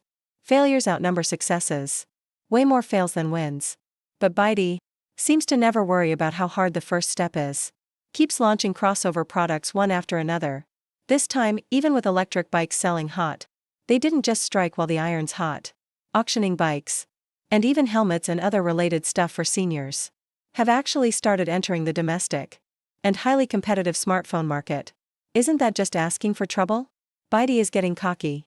Instead of focusing on selling e-bikes, they're making phones now. Do they really think the phone market is like other industries? And they can dominate just by being cheap? Cheap phones just aren't usable. I bought my dad a big screen phone for 600 yuan. It was super laggy. There was no space left after just installing WeChat and Alipay. Really frustrating. What's the point of Byte being cheap? I wouldn't even take that digital junk for free. Why not? You could trade it for a stainless steel wash basin. This time, netizens seem even less optimistic about the Byte phone than with their other products. After all, other Byte appliances aren't really must-have items. But phones are essential. Basically everyone owns a phone now. Phones are what we know best. For people to buy a new phone and actually replace the one they're using now, and then choose Byte, that's really tough. The mainstream phones being sold now are in the 1,000 to 2,999 yuan range. Phones at that price have decent specs and price balance. They can do everything. That's why they're so popular. But super cheap phones? They can take half a minute just to open an app. You're basically forced to use the internet slowly. The old Android phones would lag after a year or two of use. That's how it was. So that's why people love iPhones. They don't lag even after 4 or 5 years. Anyway, nobody really believes in Byte's phone. But some people say, if the phone sells for only 100 yuan, maybe it's worth considering. Because 100 yuan is even cheaper than those simple phones with buttons for seniors. It's not bad as a gift for parents or grandparents. Elderly folks have all the time in the world, so they don't mind it being slow. 100 yuan is the lowest 3-digit price, right? Sounds impossible. Netizens also think it's hard to believe. Even just buying a screen and a case online costs more than 100 yuan, let alone a brand new smartphone. Small but fully equipped. So cheap? Unless they're using obsolete parts from 7 or 8 years ago. Most of it is probably leftover parts anyway. Like the Z1 tablet. Wasn't that just made with old parts a few years back? So this phone is probably using a super low price to attract low-income buyers.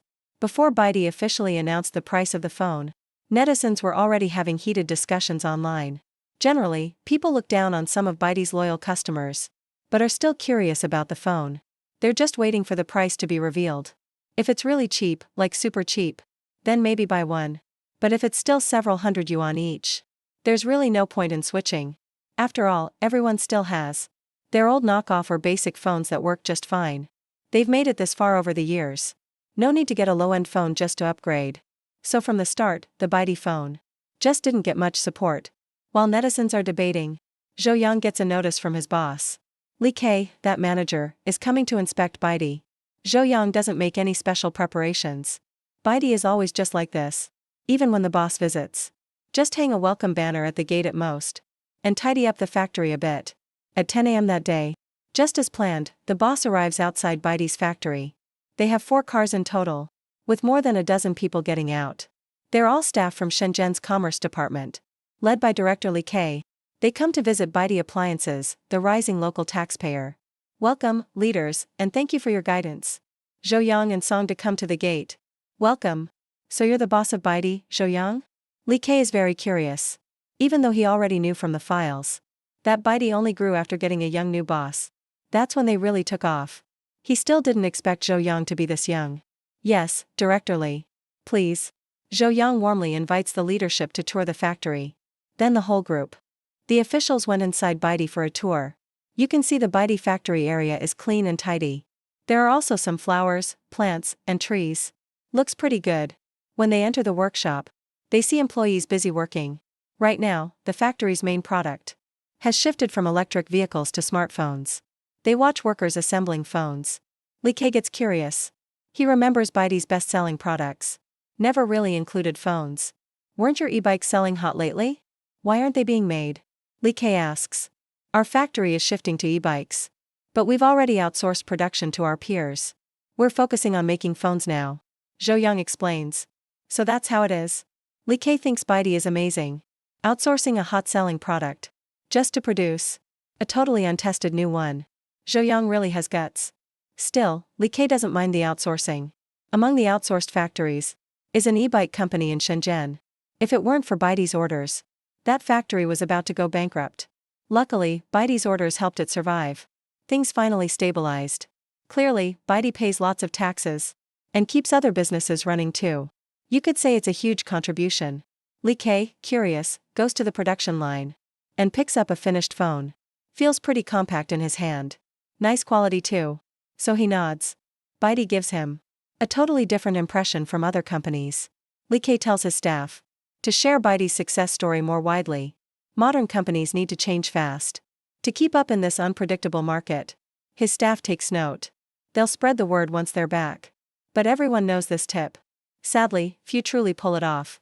Only people like Zhou Yang, who have a super factory system backing them up, have that kind of confidence. Talk about changing direction, and they just do it. When director Li Kei finally finishes the tour, he suddenly discovers something strange. It really gets his attention.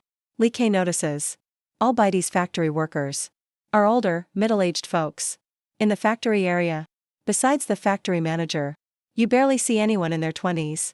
He curiously asks Zhou Yang about it. The factory only hires people over 35, who lost their last jobs elsewhere. As Zhou Yang says this, all the leaders are stunned. It's the first time they've heard of a boss hiring only workers over 35. Usually, these older employees are the main ones suing for labor issues. After years on the job, they get laid off as they age. All in the name of optimization. These optimized folks get a big severance package, but can't find suitable jobs again. Most end up self-employed, doing food delivery or courier work, or maybe driving rideshare. Most are struggling. So, here's the question. Why does Baidu Electric do the opposite, and specifically hire people over 35? Because it's a family rule. Zhou Yang shares his reason. The visiting officials are shocked. Family rule is new to them. Directoli kalaux. Yo yang answer seriously. Saying his dad always told him that other companies have no loyalty, just using up workers and tossing them away. But Baidu won't support those bad trends. Besides, employees over 35 know the value of work. They're usually more serious on the job. So at Baidu Electric, there's not much hard labor. So hiring older workers just fits. The benefits outweigh the costs. Smart thinking. Even Li Kei has to admit. Young Zhou Yang really impressed him. He's already decided to promote Baidu's contribution later on. Baidu Electric's role should be highlighted as a model. Let all the country's businesses see. Profit can't be the only goal. Don't just hire young folks. You gotta help keep society stable. Baidu really does a great job here. Truly deserves praise. Once the tour ends, and the officials leave, Li Kei says to his staff in the car, companies like this need strong support. His staff replies, will do. Before long, Zhou Yang gets good news. Baidu Electric is named a civilized company by the city. For positive values and innovation. They qualify for tax breaks. Based on monthly revenue, they'll save over $1 million in taxes a year. That's a real benefit. Zhou Yang doesn't care about awards. But a tax cut is a true prize. Turns out, hiring workers over 35 and helping society gets rewarded in return. But that's not all. The system sends a bonus alert. Received an official Shenzhen award. Honor granted. Deserves praise. The system gifts you a press conference. Keep up the great work. Press conference. Zhou Yang perks up right away. All his life, he's watched other big brands hold launches. He never got to do one himself. Mostly because it costs money and needs name recognition. Baidu isn't a famous brand yet and can't afford big conferences, so he could never hold one. Now the system is giving him one for free, which is perfect. Exactly what he needs. Since Baidu needs some publicity. It's like being sleepy and getting offered a pillow. Might as well make use of it. So, Zhou Yang posts the news on his own social media account. In 1 week, Baidu's boss Zhou Yang will personally launch the Baidu e-phone at a press event. It will be live-streamed everywhere. Stay tuned. Making this announcement blew things up instantly. Netizens started trolling and bragging about it. One product, one launch? Is that loyalty? Or just broke? Others hire models to present Byte can't even afford a female product manager. So the boss himself takes the stage. Go back to selling your e-bikes and washers. What are you doing in smartphones? Is Xiaomi not cheap enough? Or is Apple not selling? Which rival can your low-end phone really beat? Nobody's expecting much from this event. Cheap phones are everywhere anyway. If there's no advantage in specs, why buy it? The last appliance brand that tried this was Gree, right? Poured in tons of money for their phone, but could only sell to their own staff. Became a joke in the industry. Even fans who praised Byte before now say Byte is getting arrogant. Just because you make good TVs and washers. So they decided to make a phone. But little did they know, making phones is way harder than other home appliances. It's not something you can just jump into. Anyway, hope Byte doesn't get too discouraged. So what if they failed this time? Just go back and keep making cheap home appliances. We still love you. After that, some netizens who love drama even shared Zhou Yang's press conference post. With Xiaomi and Oppo, and big names like Huawei, they said a big industry player is about to join the phone world. Are you guys scared yet? In the end, these phone makers had never even heard of Byte. After all, Byte was only known in the home appliance and electric car industries before. No one in the phone business knew their name. Some official brand accounts just saw it as spam and totally ignored it. Some companies were even trolling, posting a "I'm so scared" meme. They pretended to be scared, but honestly, they just looked down on this small brand. Because when they searched on Tianyanka, they found out Byte Electric only had 100,000 renminbi in registered capital. That's not even enough for a single online ad. And Byte's previous products were basically just cheap $15 knockoff tablets. These phone company social media managers saw that and almost laughed out loud. They were just like, these goofy netizens have way too much time. A tiny company says they're making a phone, and they're actually bragging about it. If any big brand took it seriously, that'd be a loss for them. As phone industry folks, they know making phones is not easy at all. So when Byte announced their new phone, not a single brand responded. That shows Byte is just a newbie in the phone scene, and no one in the industry cares. Netizens quickly lost interest too. As launch day got closer, Zhou Yang stayed in the factory every day for a while, testing their freshly made Byte phones. Now, he's already using a Byte phone. He became the world's first Byte phone user. Thanks to the optimized Zuan system, even with the Snapdragon 660 processor, it runs everyday apps with zero issues. Whether you're scrolling or online shopping, voice chat works smoothly. It even runs popular games like Genshin Impact. As long as you lower the graphics, and you get around 30 FPS, and it doesn't overheat. With the Zuan 10 system, hardware performance is maxed out. Zhou Yang feels it's super easy to use. Honestly, compared to phones costing $200 to $300, there's not much difference. The only downside is the camera and the speakers. To save money, the speakers are just basic. Good enough to make sound, that's it. The speaker is really just for basic audio. And the camera is only 13 MP. That's old camera tech. No macro or wide-angle shots. That's a bit of a letdown. If you want high-end camera quality, that'll have to wait for their flagship phones. This Byte phone is just about selling lots of units. Everything's set except the final push. As for the Byte phone, whether it'll be a hit in the market, we'll see at tomorrow's press event. The next day finally comes, and it's press conference day. By morning, lots of journalists had already gathered outside Byte. Over 20 of them, from famous local and national media, all here to attend the Byte phone launch. Reporters too. The folks waiting for Byte to fail were shocked. They thought a small company like Byte might get one small-time reporter at best. They never expected this many media outlets. They figured Byte must have spent a lot. No one thought these media came because Byte is so influential. And they were right. The reporters weren't here for Byte's reputation. It was the system's press event boost. And the event was kept cheap, with no hotels or conference centers rented. They just set up a tent right in the Byte factory, brought in some benches, so media folks could have a place to sit. It was a super simple press event, set up on the spot. Unlike those high-tech launches, Byte's phone event was very down-to-earth.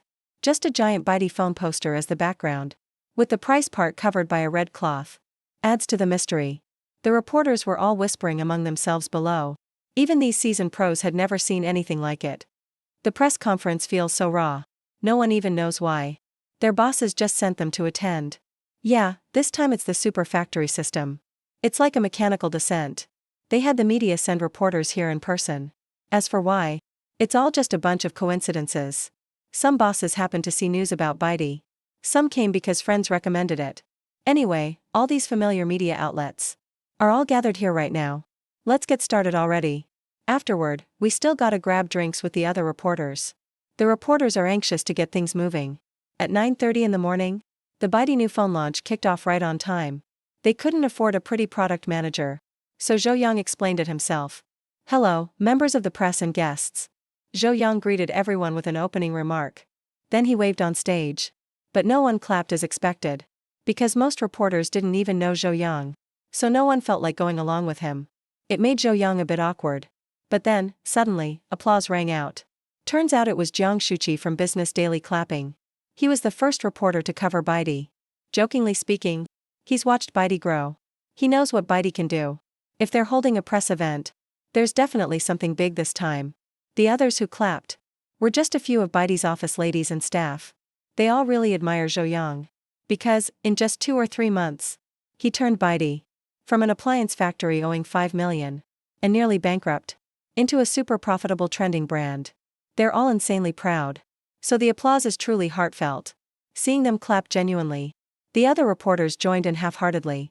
Now it finally felt like a real launch event. Thanks for coming, everyone. Now let's get to the main point. The product we're releasing today is Baidu's very first smartphone, the Baidu One. It runs our own Shen NV10 operating system. 6-inch screen. Snapdragon processor. It can smoothly run all the latest mobile games. As Zhou Yang spoke on stage, the reporters were shocked. Because in China, except for Huawei, no other company has developed their own OS. This is a big deal. But then came the real questions. Is this custom OS really any good? Will there be compatible apps? Noticing the reporters' worry, after quickly covering the hardware, Zhou Yang explained. His Shen NV OS is compatible with both Android and Harmony apps. You can safely download whatever you want. Compatible with both Harmony and Android software. So what's the catch? Is it just an Android skin? Or a Harmony skin? The reporters got aggressive. But when they saw the Shen NV OS interface, the smooth scrolling, the phone seemed pretty decent. Zhou Yang even started a game of Honor of Kings live. Seeing it run so smoothly, the phone didn't look bad at all. I'm guessing this will cost about 1,000 to 2,000 renminbi. Nothing really special. Besides the custom OS, there's not much unique. A male reporter whispered under his breath. Jiang Shuqi heard it and replied, you guys just haven't been paying attention. Baidu released teaser images before for this phone. The price was advertised as 3 digits. Knowing Baidu's style, the price won't go over 350 renminbi. What? 350? The Capital News male reporter laughed right there. If this phone sells under 350, I'll eat it right here. The other reporters laughed too. They're all laughing at the rookie. The female reporter doesn't get it. Since a phone with these specs would normally cost at least 1,000 or 2. Plus it has its own OS. Even if it's just an Android skin, the R&D cost is at least several million. There's no way this phone, plus development, costs less than 1,500. Bringing up 350 renminbi is wild. Jiang Shuqi really is adorably naive. Jiang Shuqi got teased by the other reporters and blushed with embarrassment. He's a newcomer, but he does have his own judgment. He knows Baidu well. So of course he knows Baidu wouldn't make an expensive phone. He said, alright, let's make a bet. If Baidu's phone is 350 or less, you eat it. If it's over 350, I'll eat it. This cracked up the other male reporters. Jiang Shuqi seemed like a total rookie girl to them. So no one took him seriously. Even winning wouldn't be much glory.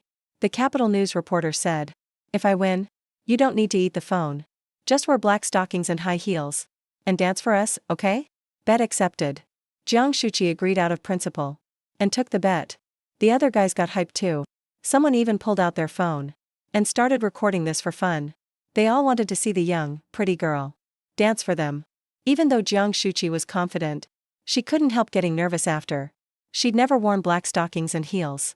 That's just not her style. So next, she silently prayed, hoping Zhou Yang would deliver and not set the price over 350, or else she'd be beyond embarrassed. So, all eyes were on the final price. Alright, no more teasing. How much for this balanced, custom OS phone? Here's the answer. Zhou Yang pulled off the red cloth from the poster.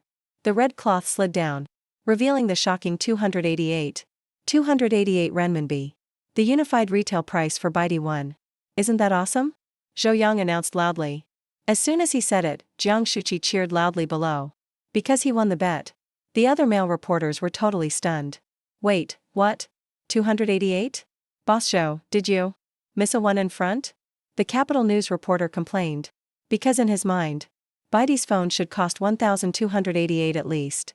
How could it only be 288? That's cheaper than a phone for seniors. Is this for real? But the price is really 288. At Baidu, they've never sold a product over 4 figures. This 288 renminbi is only possible because of the super factory system. No one else can do it. This is the only one. Nowhere else. Yep, Baidu one is just 288 renminbi. No tricks, for real. Zhou Yang confirmed again. This time, all the reporters raised their hands high. Everyone had a ton of questions. Seeing so many eager reporters, Zhou Yang picked one to ask. A male reporter stood up and asked. So, would you say this is false advertising? Your demo showed great phone performance. And it's using your own OS. Why is the price so low? Are you selling at a loss just to get attention? Sorry, that's a bit rude to ask. But Zhou Yang still answered seriously. It's not just a gimmick. My phone uses a special manufacturing process. Low specs, high performance. It also has good components. Suppliers gave me great deals on parts. So our costs are low. Even though I only sell it for 288 yuan, the factory still makes a profit. I'm not going to sell a $200 phone to you for over $1,000. Would that make you feel better? If you still think the Baidu phone is cheap, you can buy from me, then sell them for 1,000 each. I'm sure you'll make a lot. As soon as Zhou Yang finished, the other reporters started laughing. Honestly, if Baidu phones are really this cheap to make, they have every right to sell it cheaply. Nobody should complain about a good deal. Do you really want to overpay just to feel better? But some reporters still doubted it. Because there's just no other great budget phone like this. So they have to question if it's real. Nearby, Zhou Yang's phone was live streaming. The live stream chat was blowing up. Viewers couldn't believe Baidu One was this impressive. They said Zhou Yang was exaggerating. They think it's just a demo unit. The actual phone probably isn't that good. A lady from the office was helping moderate. She got pretty mad reading all the comments. Then she went to talk to Zhou Yang on stage. Zhou Yang addressed both the reporters and viewers, giving everyone the same answer. This is not a demo unit. This is the standard retail version. If you don't believe me, here's my promise. If you buy a Baidu phone through official channels, and it performs much worse than my demo, I'll refund you 10 times the price.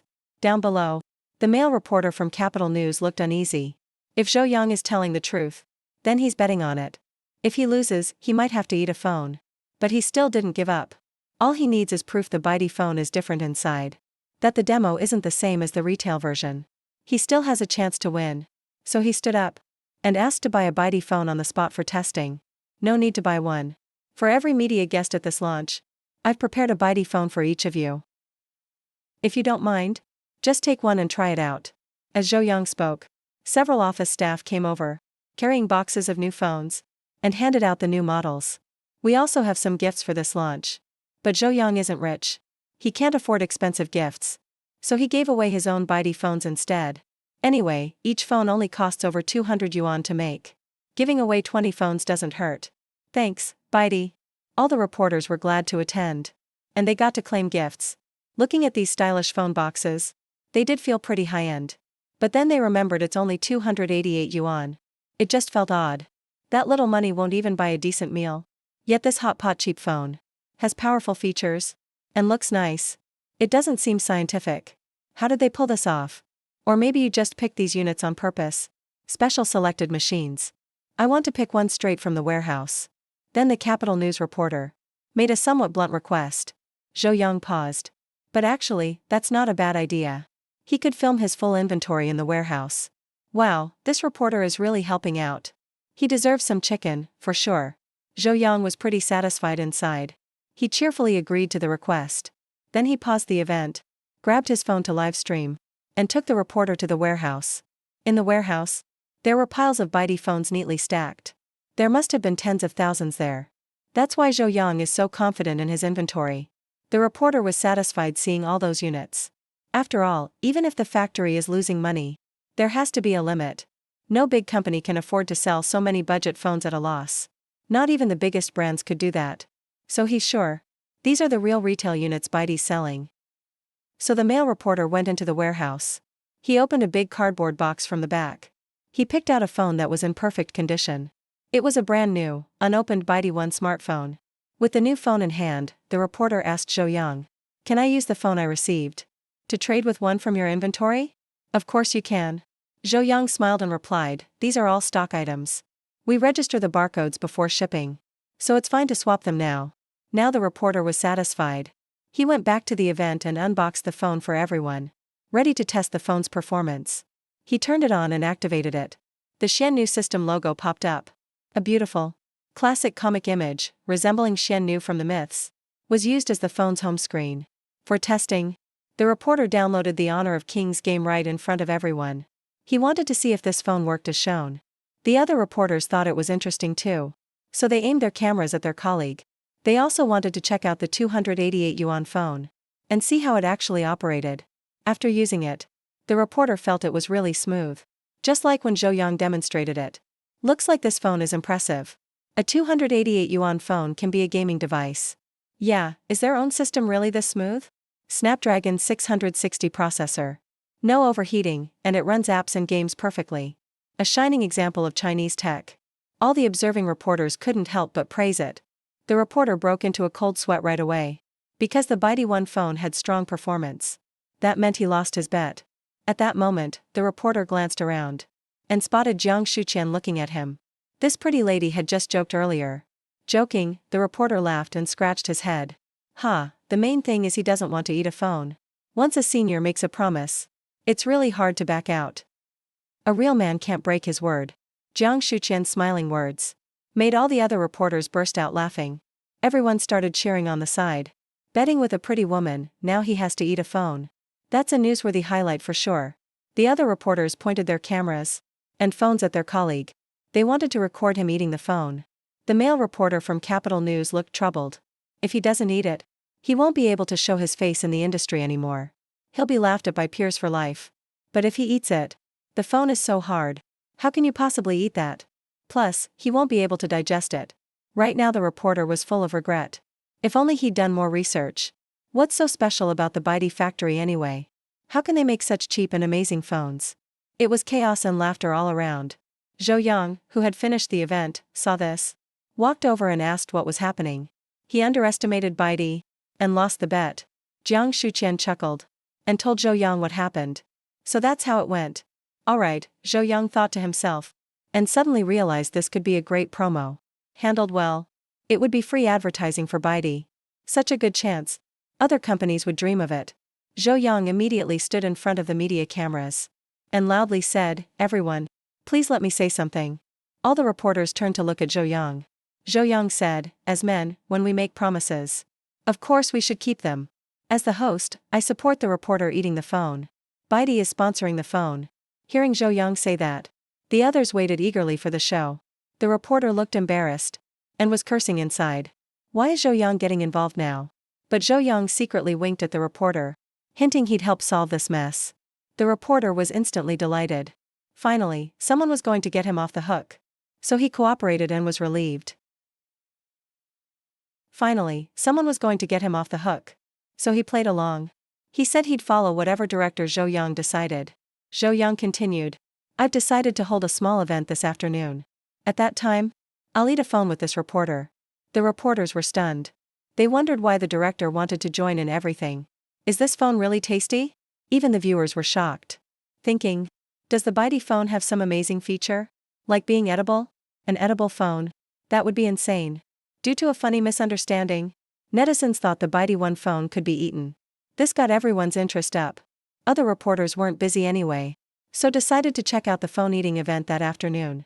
Then Zhou Yang ended the live stream and invited the reporters to tour the site.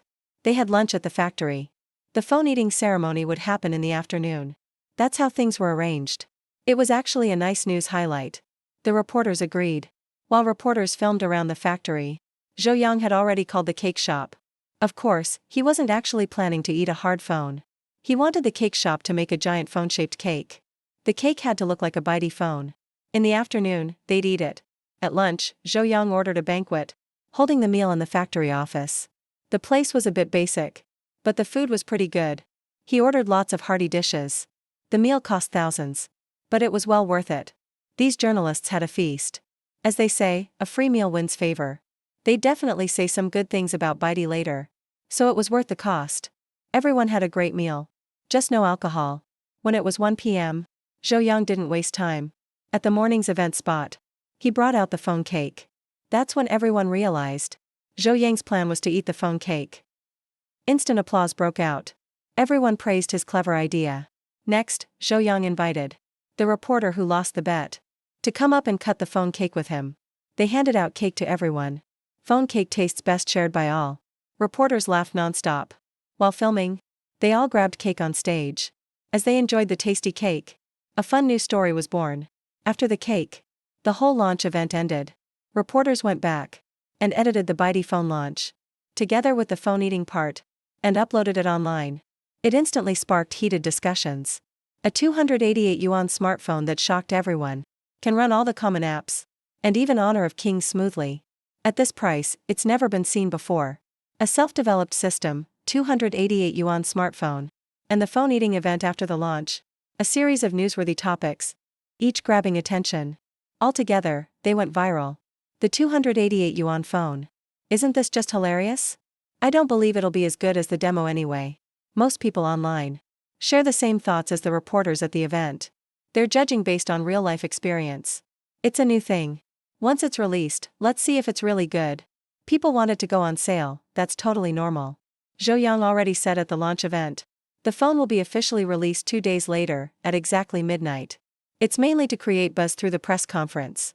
The launch should work well. As it turns out, the free product launch by the system was a hit. Everyone got super interested. The previously unknown Bitey phone has gotten a lot of attention now. Now people want to know if this 288 yuan phone is as amazing as the ads claim. That made the link to Bitey's phones in their online store shoot up in saved bookmarks. There are about 7 or 8,000. Keep in mind, that's just the saved links. The actual orders should be several times more. Looks like Bitey phone is about to sell out again. Meanwhile, in a mountain village, a group of farm women chatting started talking about the Bitey phone. Hey, Auntie. Have you heard about it? Bitey launched a phone. Auntie asked in surprise. Bitey? Isn't that the same brand as your washing machine and TV? She replied to another lady. Yeah, it's that Bitey. Cheap and reliable stuff. Now they've got a phone out. It's only 288. Auntie said. 288? That's still pricey. That's almost as much as 2 TVs. Phones are different though. I saw the factory manager show it off. You can shop online, video chat, even play games. Most importantly, you can call people. Didn't you always say you don't have a phone? So you can't speak to your husband working outside? With this phone, you can video chat every day. Hearing that, Auntie was definitely moved. Even though her family is struggling, she could save 288 yuan just by eating 10 kilos less meat. What it gives her is the chance to talk with her husband working away every day. Let her husband see the parents and kids. That little spend brings huge benefits. Pretty good deal. Alright, help me buy one. As long as it can video call. I'm willing to buy it. Auntie finally decided to buy a phone for herself. All because Bitey's phone is cheap. Otherwise, Auntie really couldn't afford other smartphones. Elsewhere in Shirley Village, a few neighbors excitedly rushed to Jean Xiao's home to tell her great news. Bitey finally released a phone. Really? How much is it? If it's too expensive, I can't afford it. Jean Xiao replied. Her household is already loyal to Bitey. Except for the e-bike. They've got Bitey TVs and washing machines. Spent just a few hundred, but their living standard shot up. Bitey brought lots of convenience to her family. But because Jean Xiao had no phone, she couldn't do many things, and was kind of disconnected from society. To talk to relatives out of town, she had to rely on others to pass messages. If she had a phone, she could call anytime, and do things the tablet can't handle. Like online shopping, making online accounts and payments. And applying for special aid at the town office. Also needs a phone. Someone said, 288 isn't expensive, my husband says it's worth it. He wants to buy 2 at once. To swap and use. He says it's way better than the phone he bought 2 years ago. Which cost over 1,000. 288? Okay. I'll save a bit more money. Get one first. And pay with my aid when it's approved. Jean Xiao finally decided to buy a phone. She wants to learn online shopping, it's so troublesome. Always asking others to help with calls and shopping. She feels bad about it. Alright, then I'll just buy 3 phones at once. Baidi even gives a small gift. Everyone happily agreed. So, with everyone waiting, Baidi Phone's launch day finally arrived. That day, tons of people opened Baidi's online store page, clicking the buy button like crazy, afraid they'd miss out. Baidi's new products always sell out fast. Even though they said there was plenty of stock at the launch, customers didn't believe it. People wanted to buy right away. 9 hours 59 minutes and 58 seconds, 59 seconds, exactly 10 o'clock. As time ticked to buy. Open all 3 stores, Do Store, Tao Store, and Duo Store. A few seconds later, on Baidi Company's operations computer, the order notification sound started ringing non-stop. Orders piled up like a wind-up timer. Went from dozens to hundreds. And it raced toward 1,000. Keep in mind, it's been just 1 minute since launch. Already got such crazy sales numbers. Baidi One is about to have a real explosion in orders. All 3 Baidi online stores blew up right at launch. Orders broke 1,000 in just 3 minutes. In 10 minutes, sold 4,500 units total. First day sales are expected to break 10,000. As a small company new to the phone game, with no ads, this result is honestly miraculous. Buyers had all kinds of motives. Some are excited about the homegrown OS. Some just want a bargain. Others want to test my refund 10 times promise. Most just need a phone. Employees cheered. But I saw it coming. Baidi One targets phones under 2,000 renminbi and holds its own. The value is obvious. The factory started working overtime right away. YTO, Zhongtong, China Post, and other courier trucks were already waiting. Orders shipped by region. Remote areas go by China Post. Jiangsu, Zhejiang, and Shanghai use the main courier brands, making sure phones reach users fast. Net Youth's Ben Shu is a phone industry influencer. After seeing Baidi's launch and the Eat a Phone news, he thought the 288 renminbi price was a joke. But after watching the live broadcast, he decided to check it out. Wanted to see if their OS really wasn't just an Android fork. And also bet on the refund 10 times offer. On launch day, he managed to snag one. He recorded the whole unboxing. Blue and white box had a goddess image. The phone's starry blue is small and looks nice. Plastic back but no cheap accessories. Just an 18W charger, SIM pin, and manual. He wanted to complain about the stingy accessories. But then thought. At 288 renminbi, that's understandable. Booted up in under 10 seconds. After activation, desktop is the goddess theme. Works like Android. Keeps Huawei's big folders feature. And has things like knuckle screenshot. In a few minutes he was using the pre-installed apps. No unnecessary apps on common ones. He really liked that. Camera and speaker are average. 1080p recording has motion blur. Music playback is a bit distorted. But he knew you can't ask much at this price. Unexpectedly, the Bluetooth auto-detects devices and prompts to connect. No manual steps needed. He was impressed. He downloaded Genshin Impact to test. He thought Snapdragon 660 would lag. But on low-medium settings, it held 30 frames per second. A few FPS drops but it stayed playable. His better-spec Xiaomi 6 ran smoothly for over a half hour. Phone just got slightly warm. But battery life is weak for a 288 renminbi phone.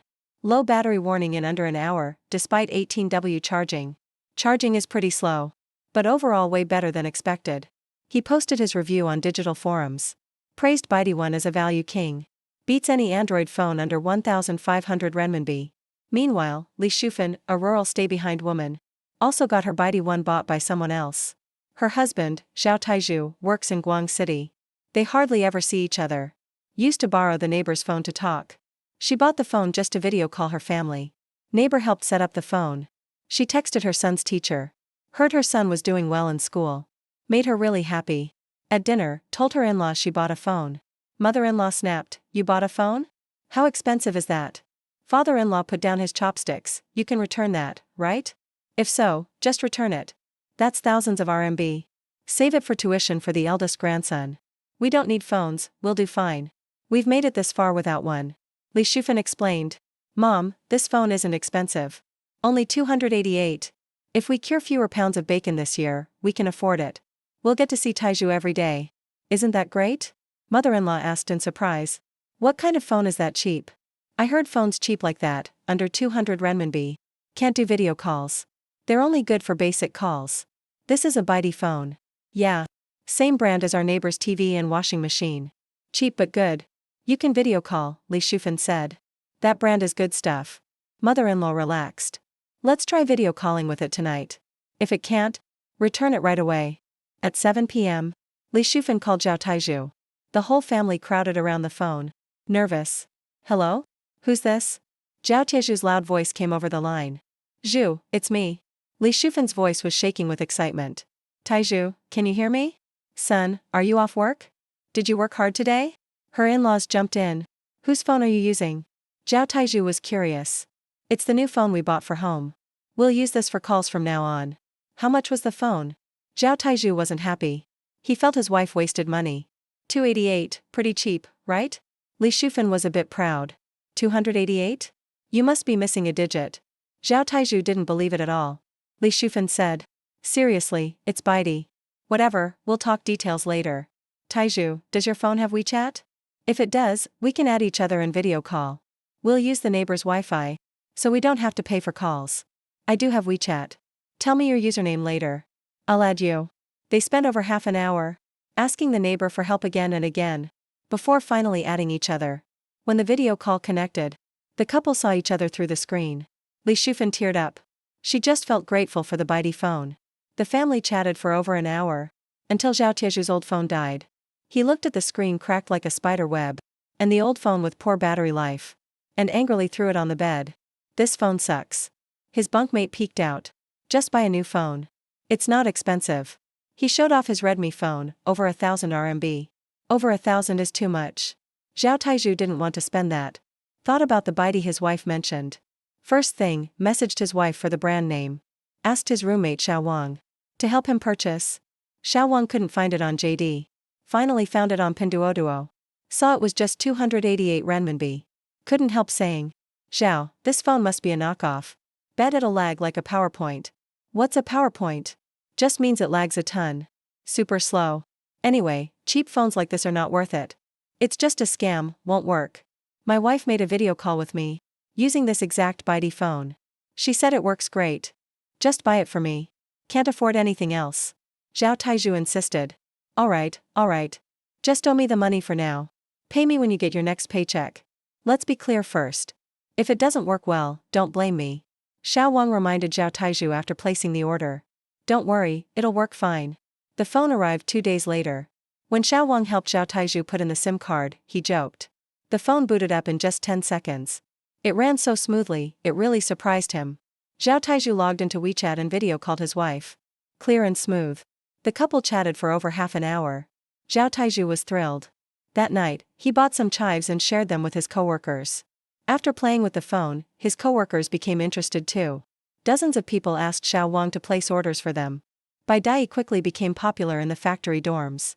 Thanks to its low price and good performance, it quickly dominated the budget market. It squeezed out phones under 1,500 yuan. Other brands' entry-level sales dropped sharply. They all bought Baidai. To study. Tech influencer Wang Dachui also noticed this phone. In his live review of budget phones, he insisted on including Baidai. He wanted it to spice up the show. On the live stream, Wang Dachui reviewed the phones with beauty influencer 2A. They presented the phones in order by price. When it was Baidai's turn, he made a point, Baidai's no joke. It costs as much as 288 yuan. Comes with its own operating system just like Huawei. In a bit, we'll focus on its system. Let's see how it compares to HarmonyOS, Android, and iOS. Viewers immediately started commenting. HarmonyOS took years to develop. So many engineers and billions invested. That's how HarmonyOS was made. Never heard of Baidai's tiny company. But they claim they developed their own OS. If it's not just a reskinned Android, I'll eat a phone. Another viewer joked. Wake up, man. Someone already ate a phone-shaped cake at a launch event. Eating phones is old news. Try eating something else. Maybe durian. Or some chilled black garlic and stinky tofu salad. Wang Dachui quickly changed the topic. He announced the review categories. Today's test has a few sections. First is boot up time. This time is measured after activation and shutdown, then turning the phone back on. Now, let's have our studio team members. Each time 2 phones at once. When the timer starts, the higher the specs, the faster it boots. Baidai boots up in just 12 seconds. Almost as fast as a 2,000 yuan phone. Wang Dachui purposely asked 2A. Did you get the timing wrong? Nope. I'm very accurate. Check the playback if you don't believe me. 2A replied. Next is the lag test. Staff download common apps on all the phones. They open them one by one without closing, until the phone lags. Except for Baidai among budget phones, all others quickly lagged and were eliminated. Even mid-range phones started dropping out. Even the 2000 Plus Samsung couldn't avoid it. In the end, only two 2000 yuan models and Baidai remained. They lasted till the end. Finally, when opening Kuaishou, Baidai started to lag a bit. It came in third place. Next is the benchmark test. Baidai's score was about the same as other budget phones. Lagged behind mid-range phones. Viewers were shocked. With such a low-spec device, it still came in third in the lag test. Doesn't that mean Baidai's OS is really impressive? Great optimization. Viewers started asking for an in-depth review of Zhuan OS. So Wang Dachui changed the section. Baidai has average specs. A Snapdragon 660 processor. 3 plus 64 GB memory. Similar to the old Xiaomi 6. Maybe even lower. But the user experience is worlds apart. When testing Genshin Impact, Baidai could hold around 30 FPS at medium-low settings. Frame drops happened but gameplay was fine. Far better than other phones in the same price range. In later tests, Baidai only supports 4G external audio. Sound quality is average. No Wi-Fi support. 6 cameras, but they're not great. Only a 2800 mAh battery. But the Bluetooth Smart Connect is very handy. Battery life is surprisingly good. Wang Dachui gave a high rating. If your budget is tight, Baidai is totally enough. Performance isn't worse than mid-range phones. This live stream sparked a buying frenzy among viewers. It even shook up the used phone market. Prices for used mid-range phones dropped fast. Phone dealers took huge losses. And secretly, Baidai attracted a lot of haters. Meanwhile, Baidai's popularity kept climbing. It's now firmly rooted in the budget phone scene.